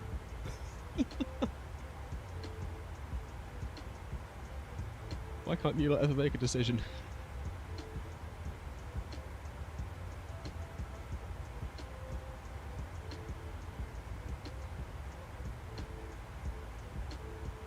Feels like every poll I've ever ran since starting the channel, it's always been about 50-50.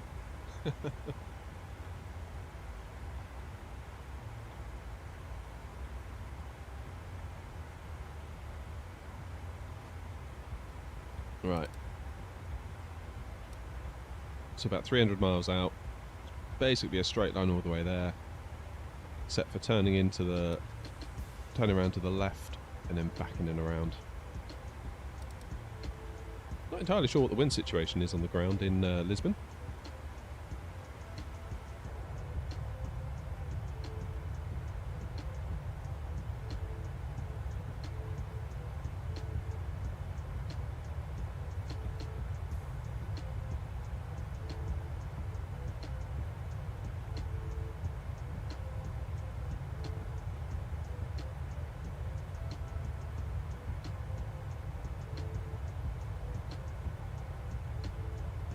So according to Sim Toolkit Pro, wind is variable at 3 knots.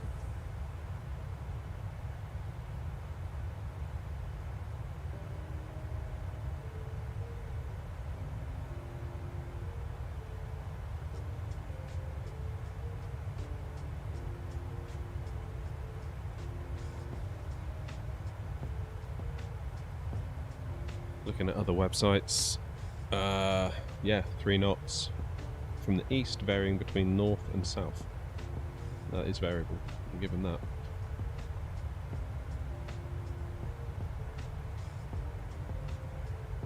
Which is good and bad, because it means at 3 knots I don't really have any excuses if the landing's bad. It is nice to have a couple up your sleeve.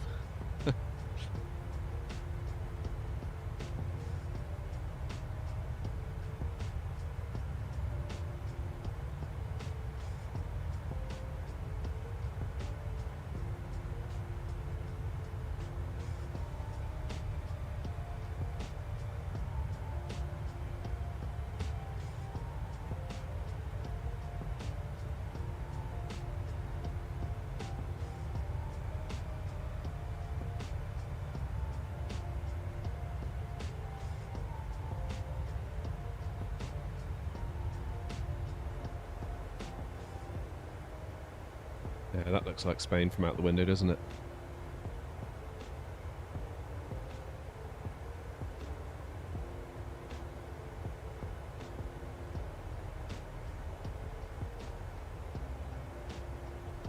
Hey, A320's ahead by a whole 4%.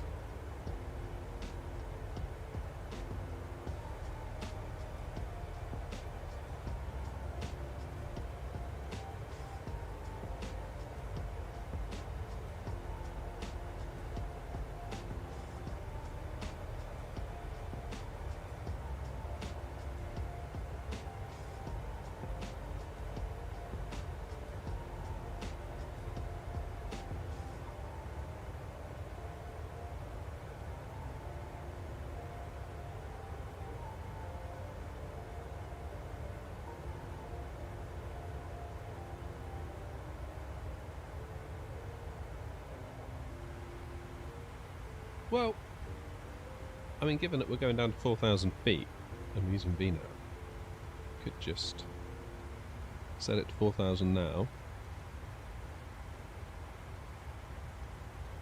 And then when the time is right, the plane will do its thing.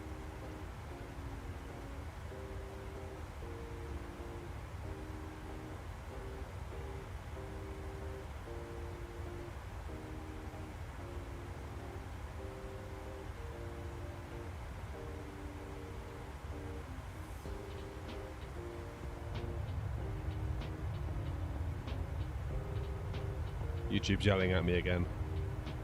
That's not good.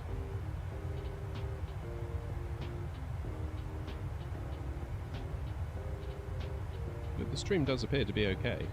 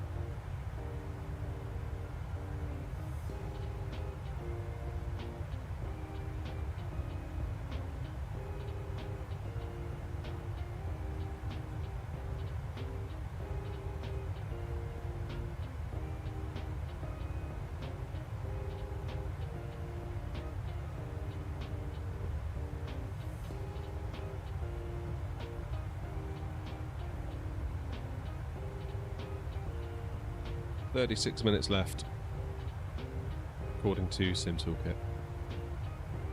Where is that? Is that Madrid?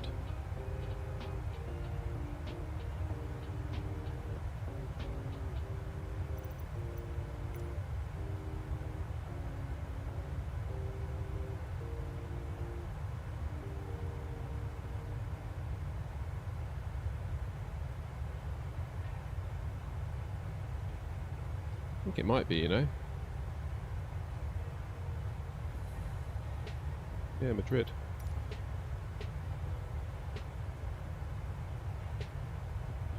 It's a big old airport, isn't it, Madrid? Should go there sometime.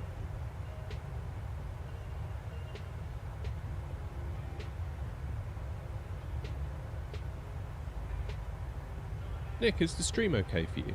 So I'm getting warnings from YouTube saying viewers may experience buffering because the YouTube isn't being sent enough data from my end, but everything looks okay except for that warning.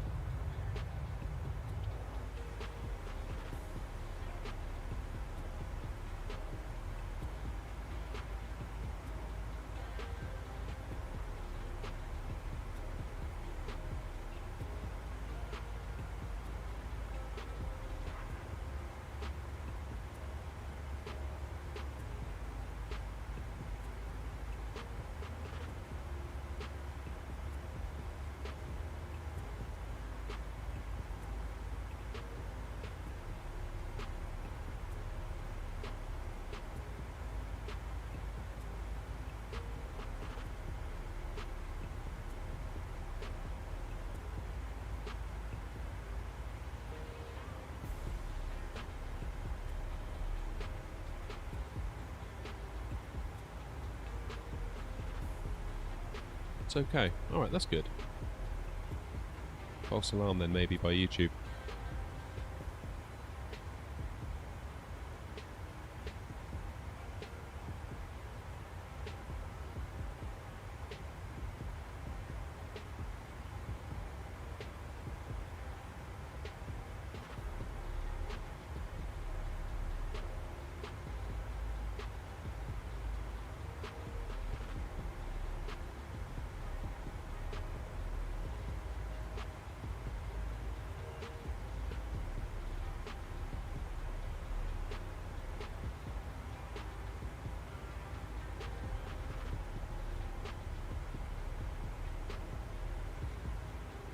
So how far till top of descent?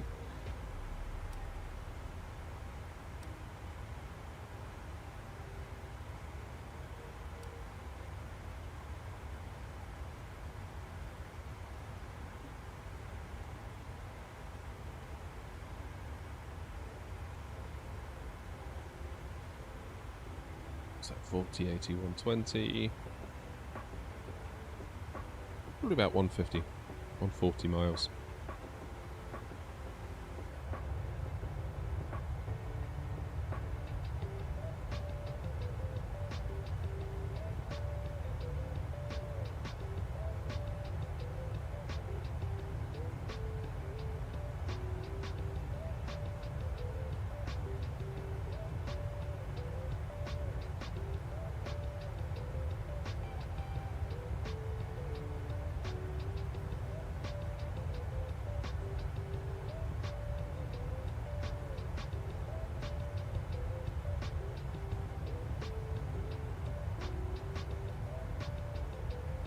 How are we doing frames wise? Let's have a check.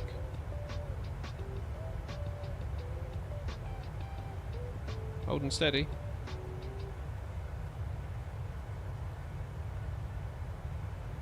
Holding steady.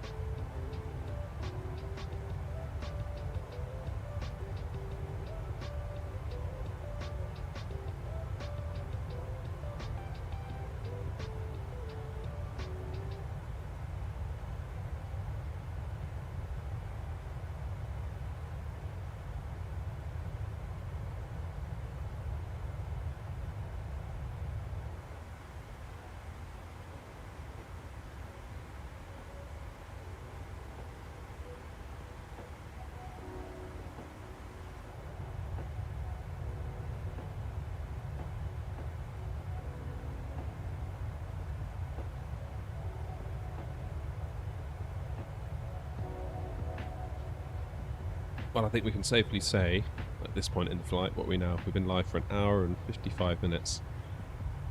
No crashes. Definitely those browser sources.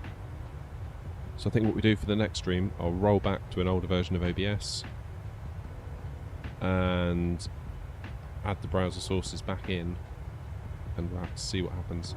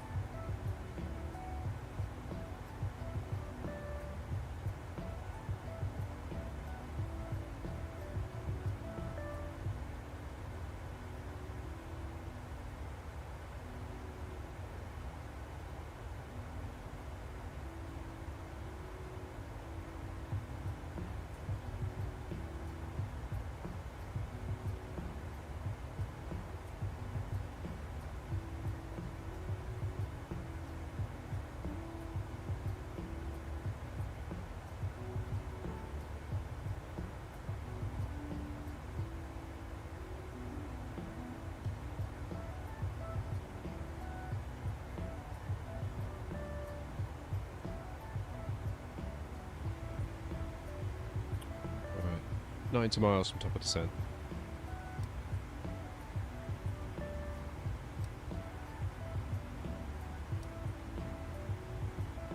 Not too far to go now. Must admit, this is way further than I thought it would be. Because in my mind it's like, well, we're starting from the south of France and we're only going down to Spain, which is basically next door. Well, not Spain, Portugal, but you know what I mean.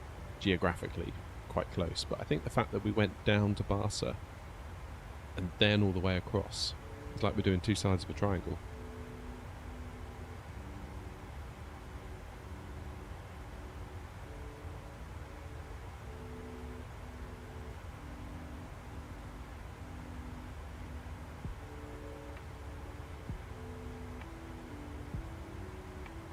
It was a cool route. It's nice to go over mainland Spain, get the views. It looks like there's quite a bit of cloud up ahead.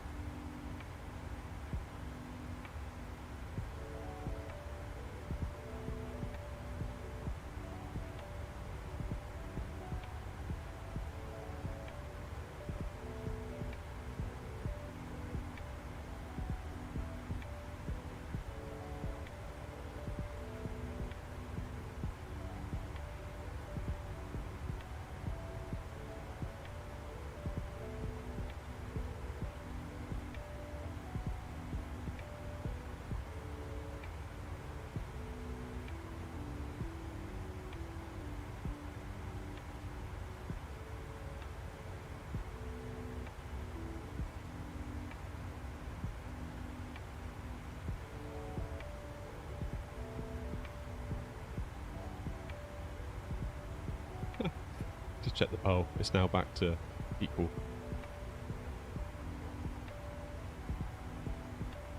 %, 737, just 4% for the ATR, 48% for the A320.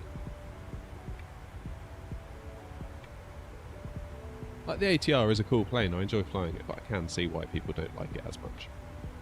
Something about the jets that you're more likely to go on when you go on a plane in real life.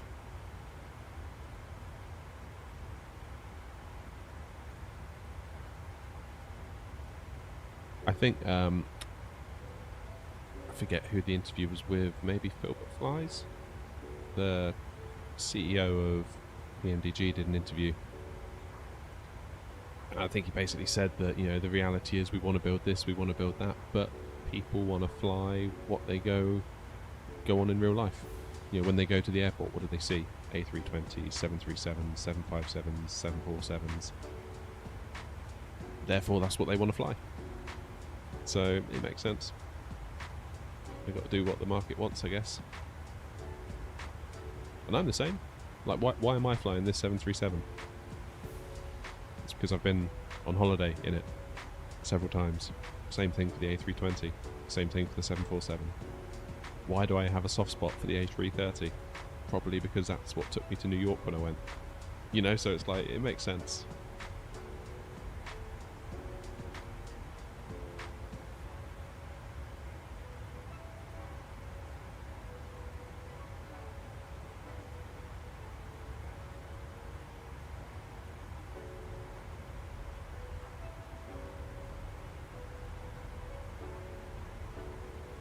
That's a plane we should fly, actually, because there's a new version of the Headwind A330, isn't there?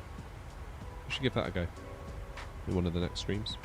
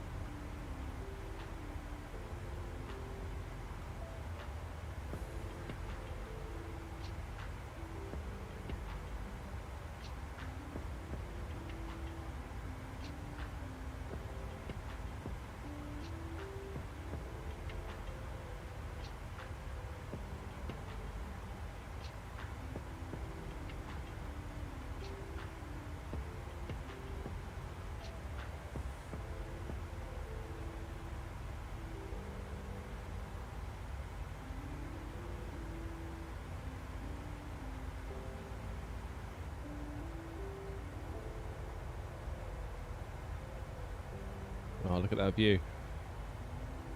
Julie says, have I heard of paramotors? Yes, my father-in-law flies one. Very familiar with paramotors. I've been to a paramotoring show. I forget where it was now. But yeah, basically all these paramotoring enthusiasts get together and fly their paramotors. Some of them have like little trikes attached to the paramotor, so it's almost like they're a microlight, but legally they're not. Yeah, it's a cool idea though for flight, isn't it? Sort of strap a lawnmower engine to your back with a fan on it and a wing, and away you go. I say a wing, it's kind of like a parachute thing, isn't it?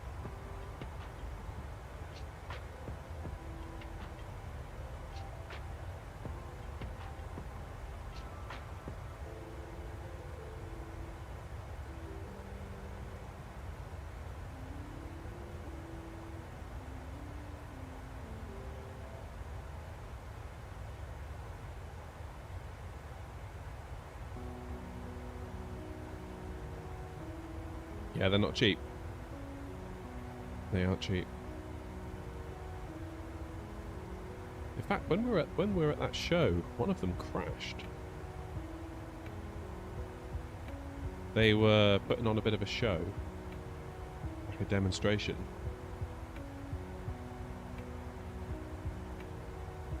And they were sort of doing these flybys past the crowd, sort of like, you know, waving as they go past, that kind of thing. And then they were doing these, they weren't dives as such, but they would come in quite low, do a turn, and then sort of climb climb out of it. So it's almost like they sort of whoosh down past the ground and up they go again. And one of them misjudged it.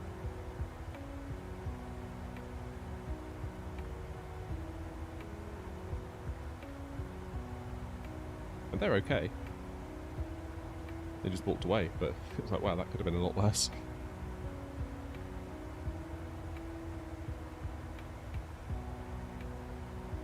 That sea aeroplane next. What one's that? Oh, you mean like that kind of like old school one? That really big one? I forget what it's called. I think I can picture it in my mind.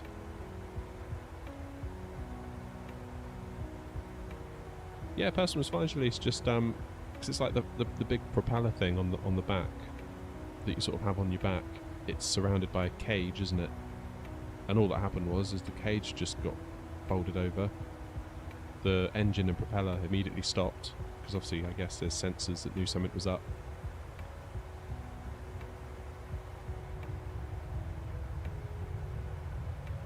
Yeah, it's quite remarkable, really.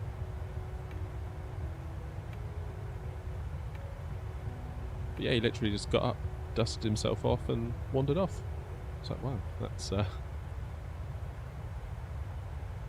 could have been so different.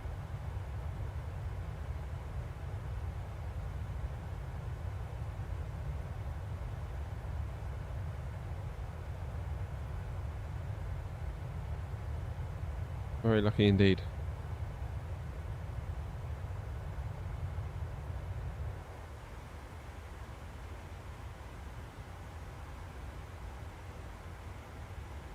Would I fly one if I had the chance? You know what, I don't know. I mean, despite loving planes and despite loving being in planes, I'm not great with heights. So I don't know how I would necessarily feel about literally looking down and seeing it all beneath your feet.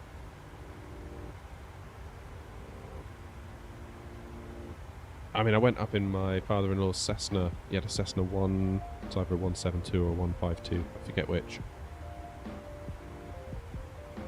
And even that, I started to get that feeling. That kind of not feeling quite sure about it feeling.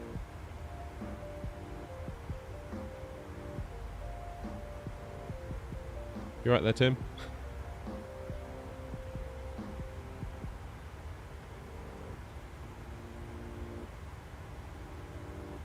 Maybe the cat sat on his keyboard.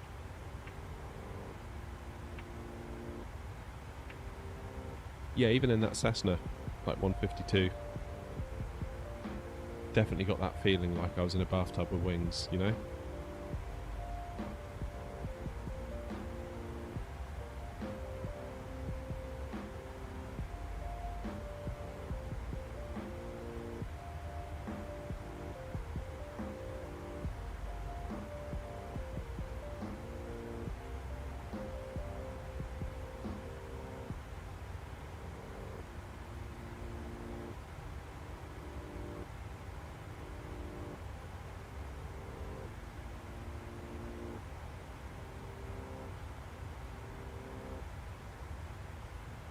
You had us confused with all the semicolons there.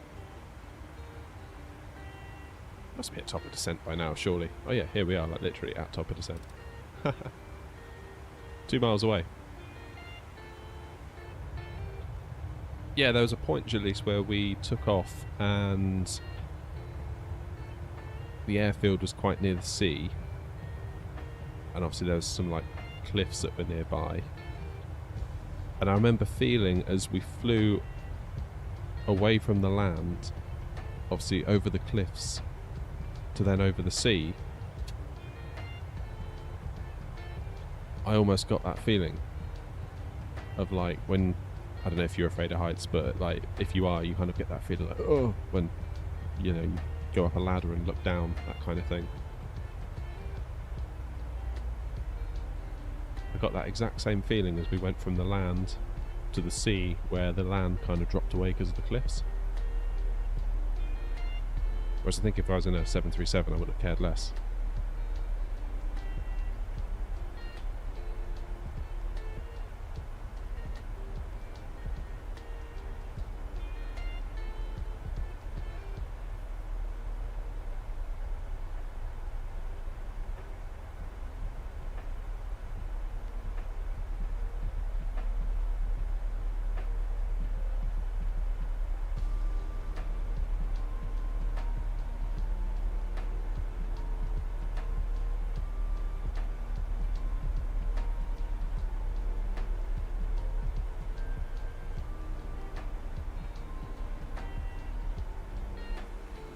Okay, down we go.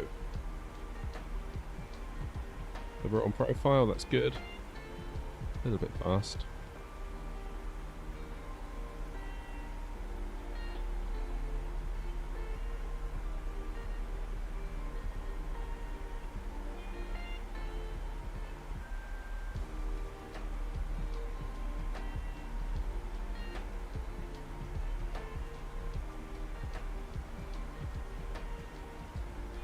It's weird how it gets you, because like I've been to the top of like the Empire State Building and like looked over the edge and felt fine. But then if I have to go up a step ladder, I'm like a nervous wreck. And obviously during takeoff in a A320 737, I feel nothing. I feel no fear of the height at all. It's just like completely normal. So I think it's very situational. Hey Charles. You've arrived just in time, just top of descent. So what I'm going to do before we land, we've got a few minutes. We're in VNAV, it's all going to be fine. I'm just going to go and use the facilities quickly and I'll be back in a mo. Possibly get another coffee.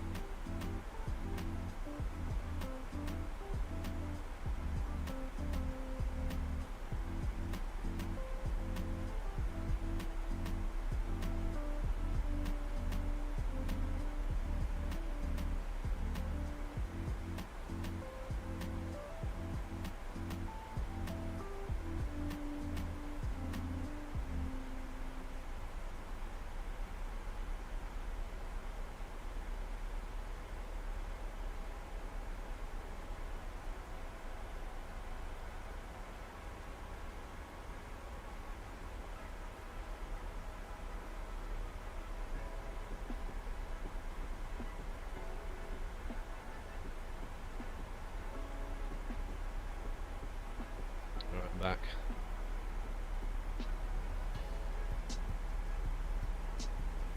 Everything seems to be going well.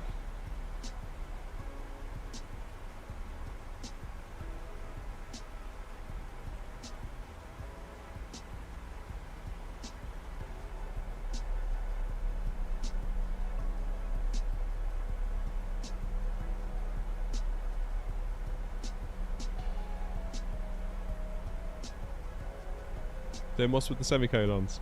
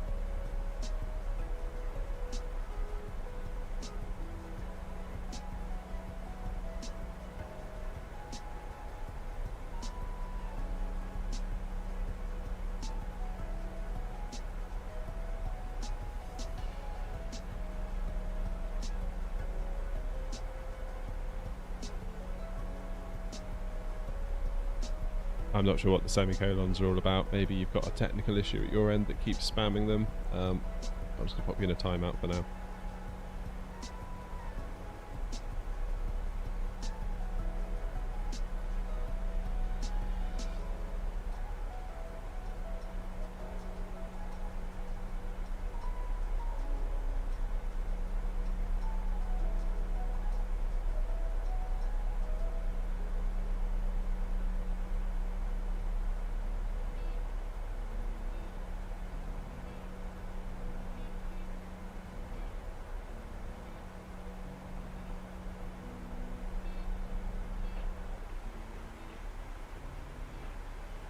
Hey, we can see the coast.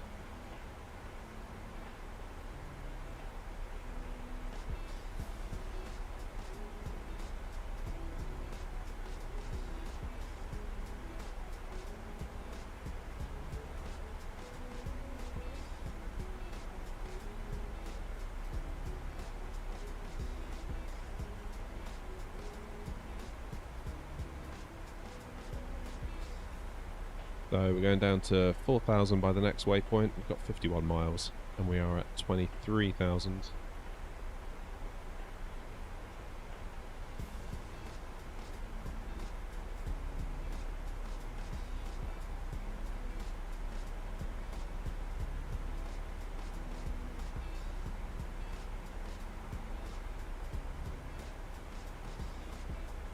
No worries.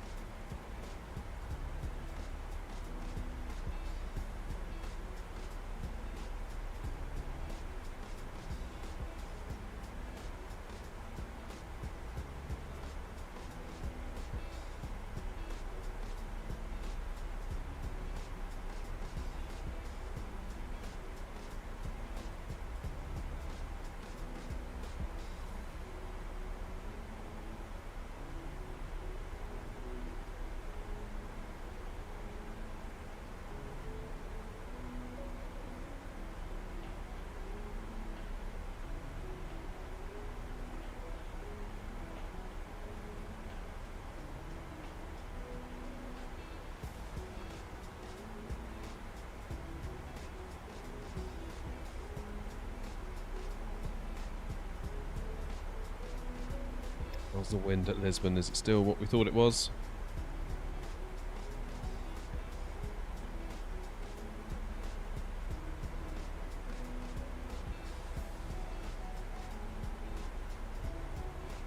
.36 ago, 6 knots. So the wind has increased a little bit from the east, but it's varying between north and southeast. Well, that's good. It means I've got a couple of excuses now. In the case of a failed landing, that's my excuse.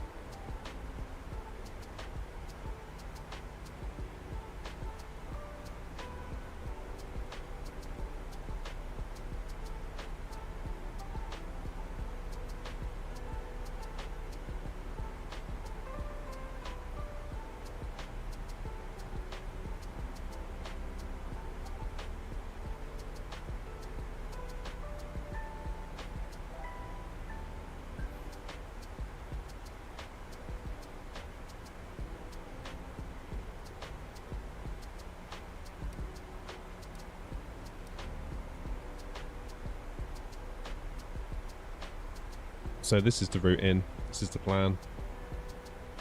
Straight on down. Basically a right turn.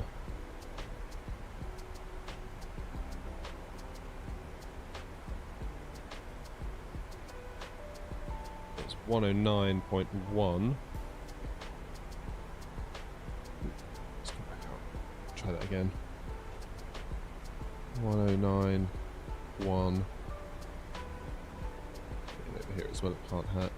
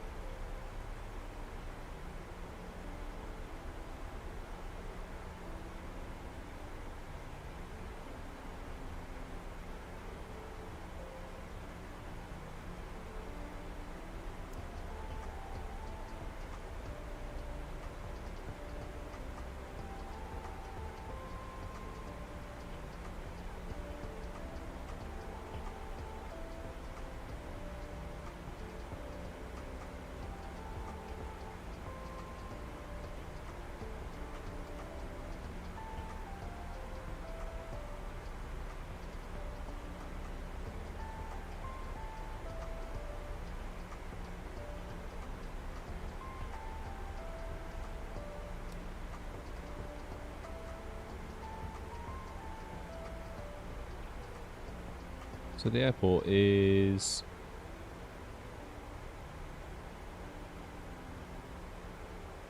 over here somewhere.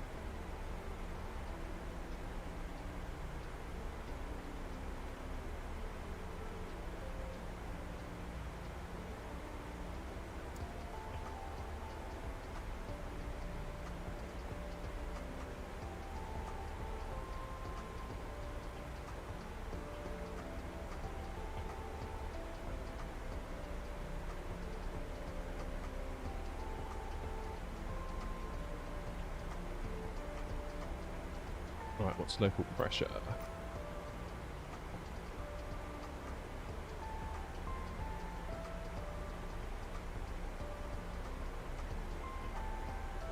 One 0 1 2. This is a lovely approach. Look at this. There's some great scenery. Do you have any speed restrictions? 220.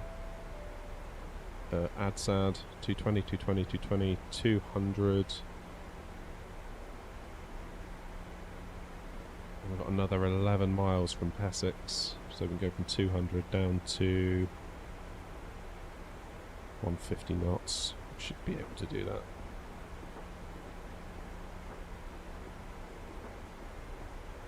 We should be alright.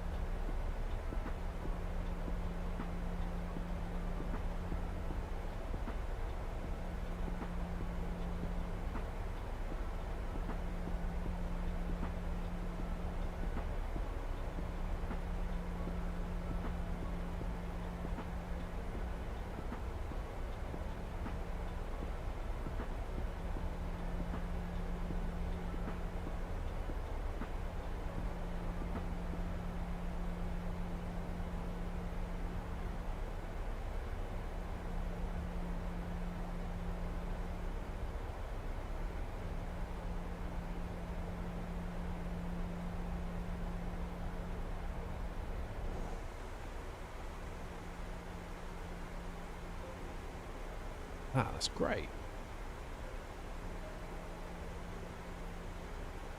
I bet real pilots must love coming into here with these views. Actually, that must look incredible.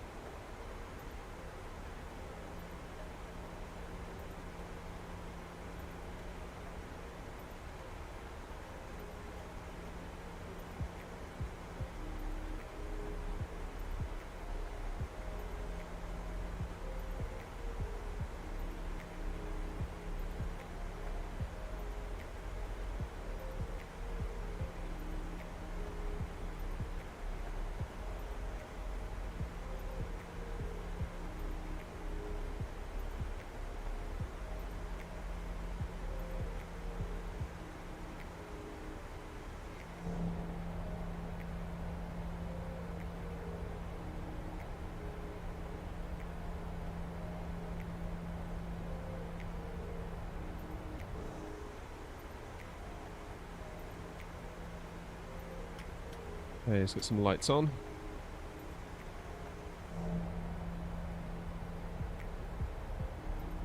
I find the way it turns when you're in LNAV in this plane a little bit weird. It's almost like it dips down, then it comes up, then it dips again.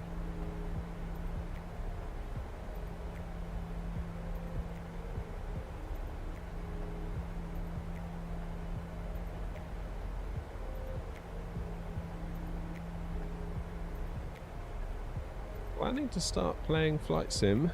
Do you have any tips or advice for mistakes that can be avoided? Oh, I still make mistakes all the time, so I wouldn't obsess over mistakes. Don't be afraid of making mistakes. Make the mistakes and just learn from them. That was always kind of my whole thing with this channel, really. It was never supposed to be me sat here demonstrating how to perfectly fly these aircraft. This is a window into my little world for you to see me learn and maybe learn with me, that kind of thing. So yeah, don't worry about making mistakes. We all make mistakes.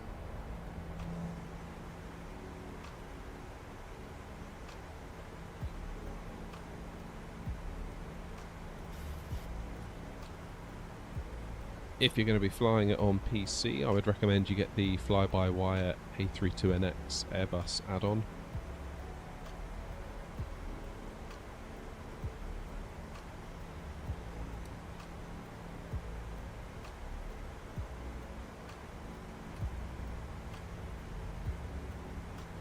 That really helps.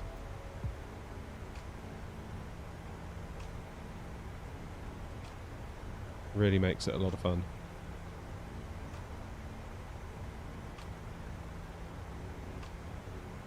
Feels like we're quite high still. Slightly concerned by that.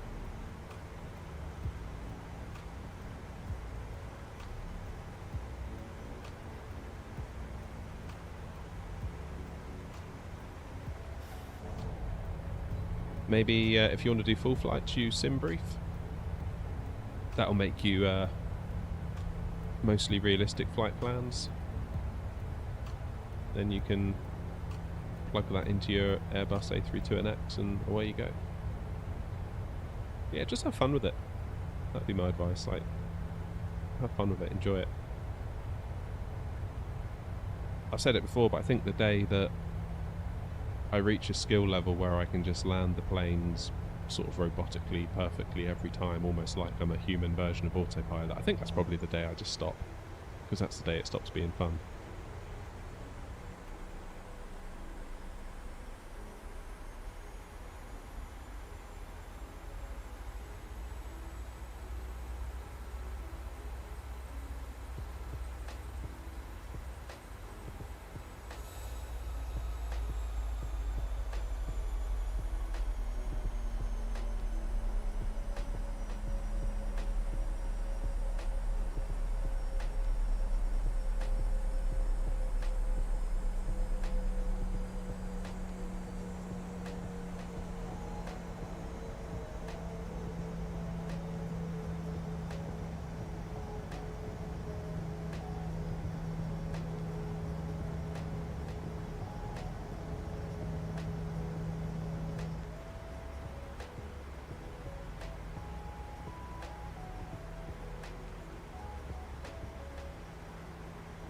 So we're coming in on what is going to be our final approach.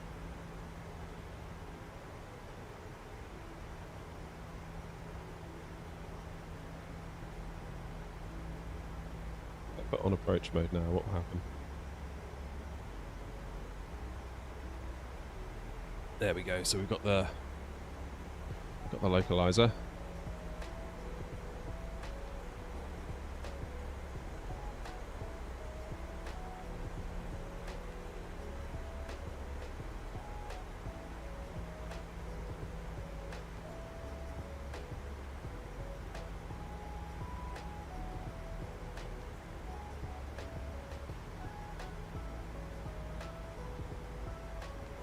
There we go, there's the ILS.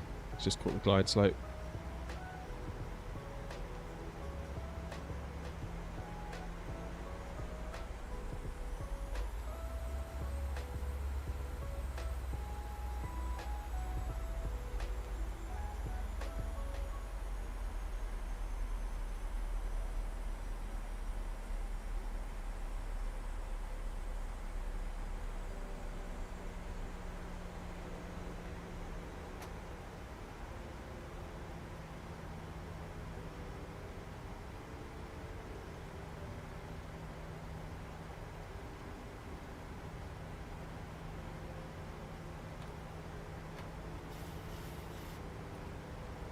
Start getting some flaps out. We go to flaps 5.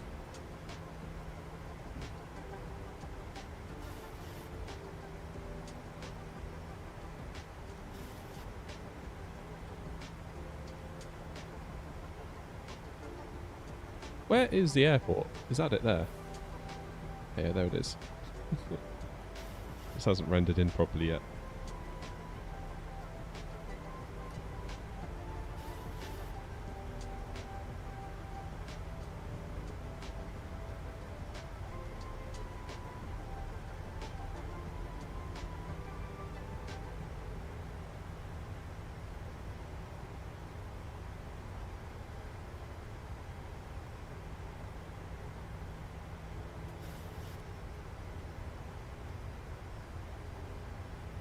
What an incredible place of the world.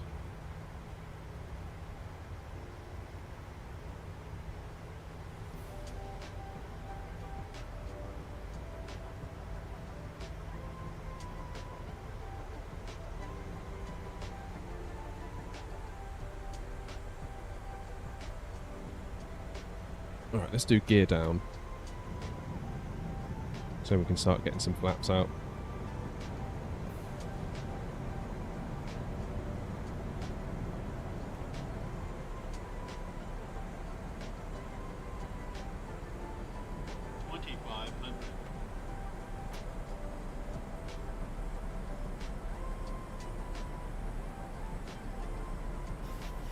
I'm going to go for a 155 approach speed, I think.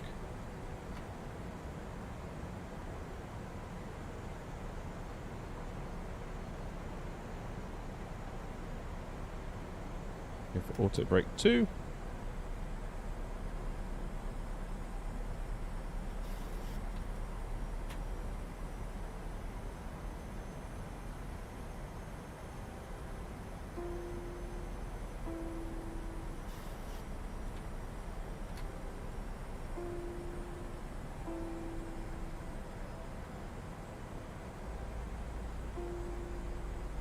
There we have it. So lights are on, gear is down 3 greens, flaps 30, auto brake 2,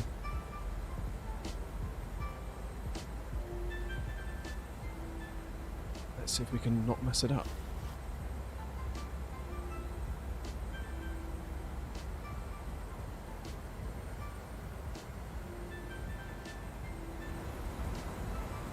Crank up the volume a little bit for you and lose the music.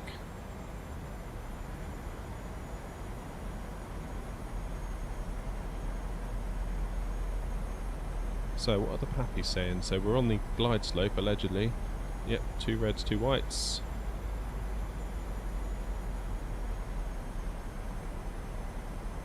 We've got a 12 knot wind here.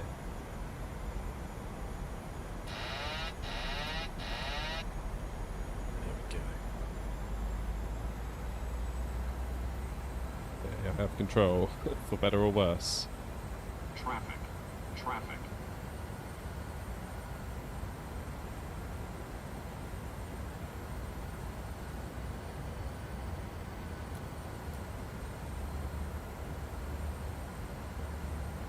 It's a bit lumpy and bumpy, this.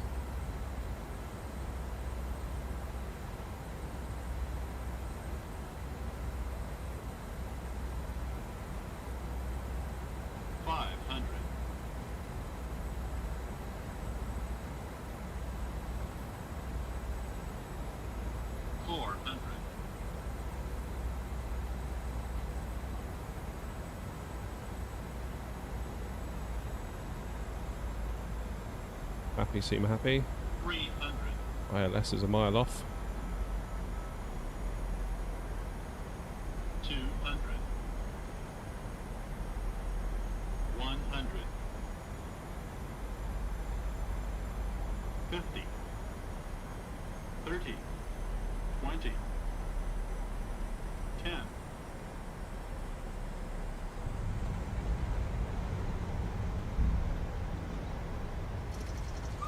Oh, a little bit on the late side. That was a cheeky little crosswind, that. I wasn't expecting that as we came in. The low FPS didn't help, but there we go. We're down.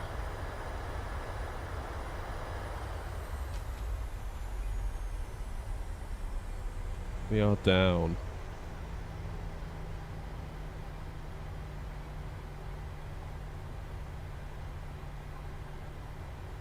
Not my finest, I'll say that much. Definitely not my finest.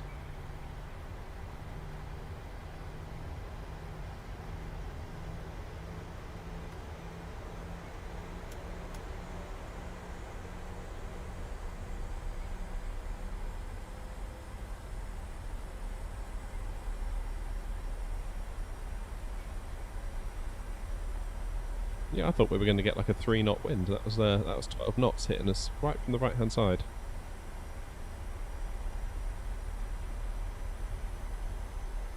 Are we going to have to backtrack, or can we get off at the end here? I've no idea what's going on with this scenery at the end. It looks like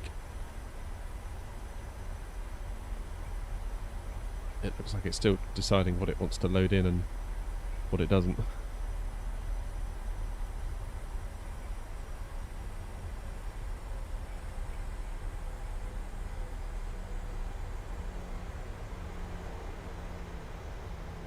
How are my frames looking?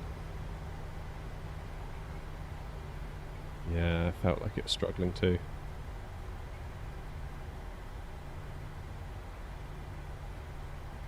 Main thread again. Look at that scenery, what is that all about?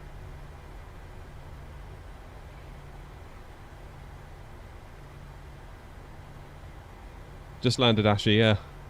Did you miss it?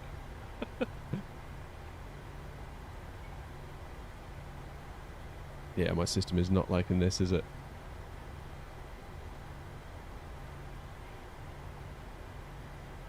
Very strange scenery, this.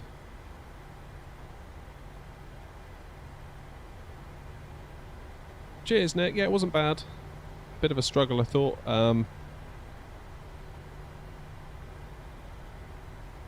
Went a little bit high on short final. Too busy fighting that wind, and I kind of forgot about maintaining that vertical glide slope.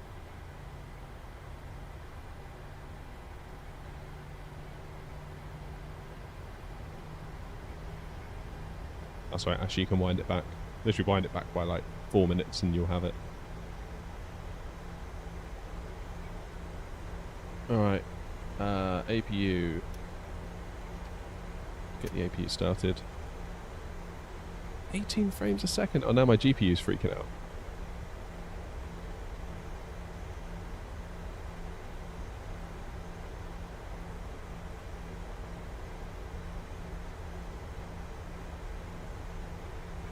And now the stream's going all funny because the encoder's overloaded.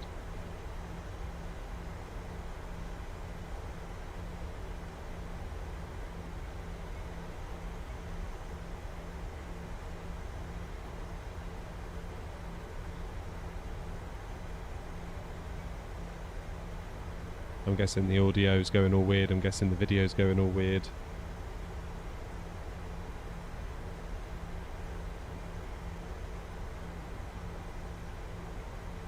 Yeah, it's going all choppy. I'm just watching it back on my phone. It's not great.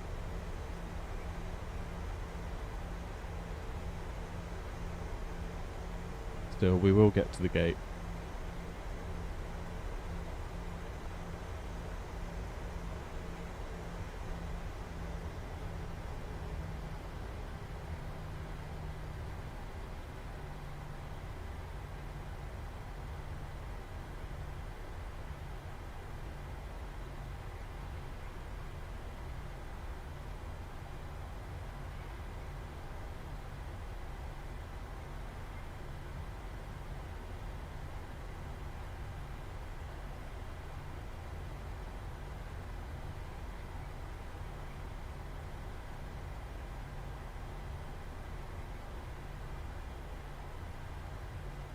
Well, folks, if you decide to leave it here, I understand. Apologies for the technical issue. We have made some progress. I don't even know if you can hear me. We have made some progress, so we now know that it probably is the browser sources crashing OBS. So we will try and roll it back to an older version, which may also help. Wow, scenery. Why does it all look so melted? That looks horrendous.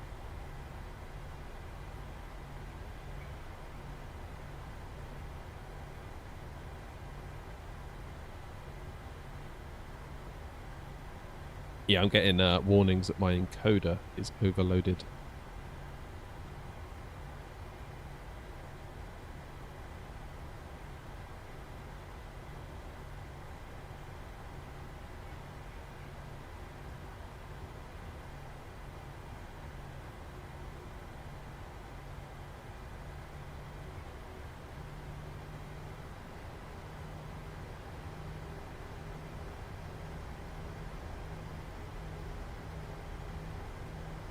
I think if I were doing that landing again, I would have disabled autopilot an awful lot sooner. I sort of disabled it at around about 1,000 feet, and I always find that to be a bad idea. I don't find that's quite long enough to get a feel for the aircraft, and before you know it, you're down. That's the problem with it.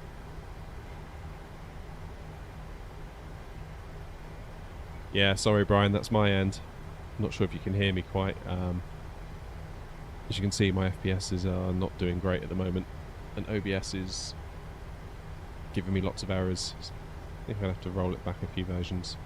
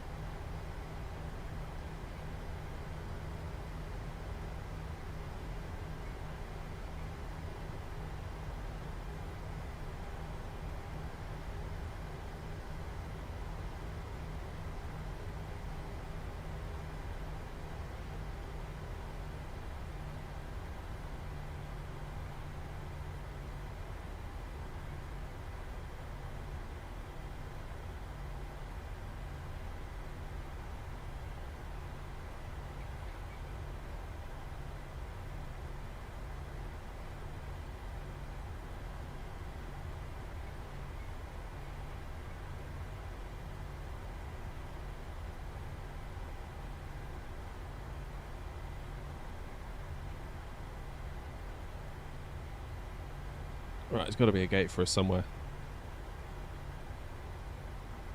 This one will do. So, if there's any of you left with this terrible performance, I wouldn't be at all surprised if many of you were like, yeah, I'm just going to end it here.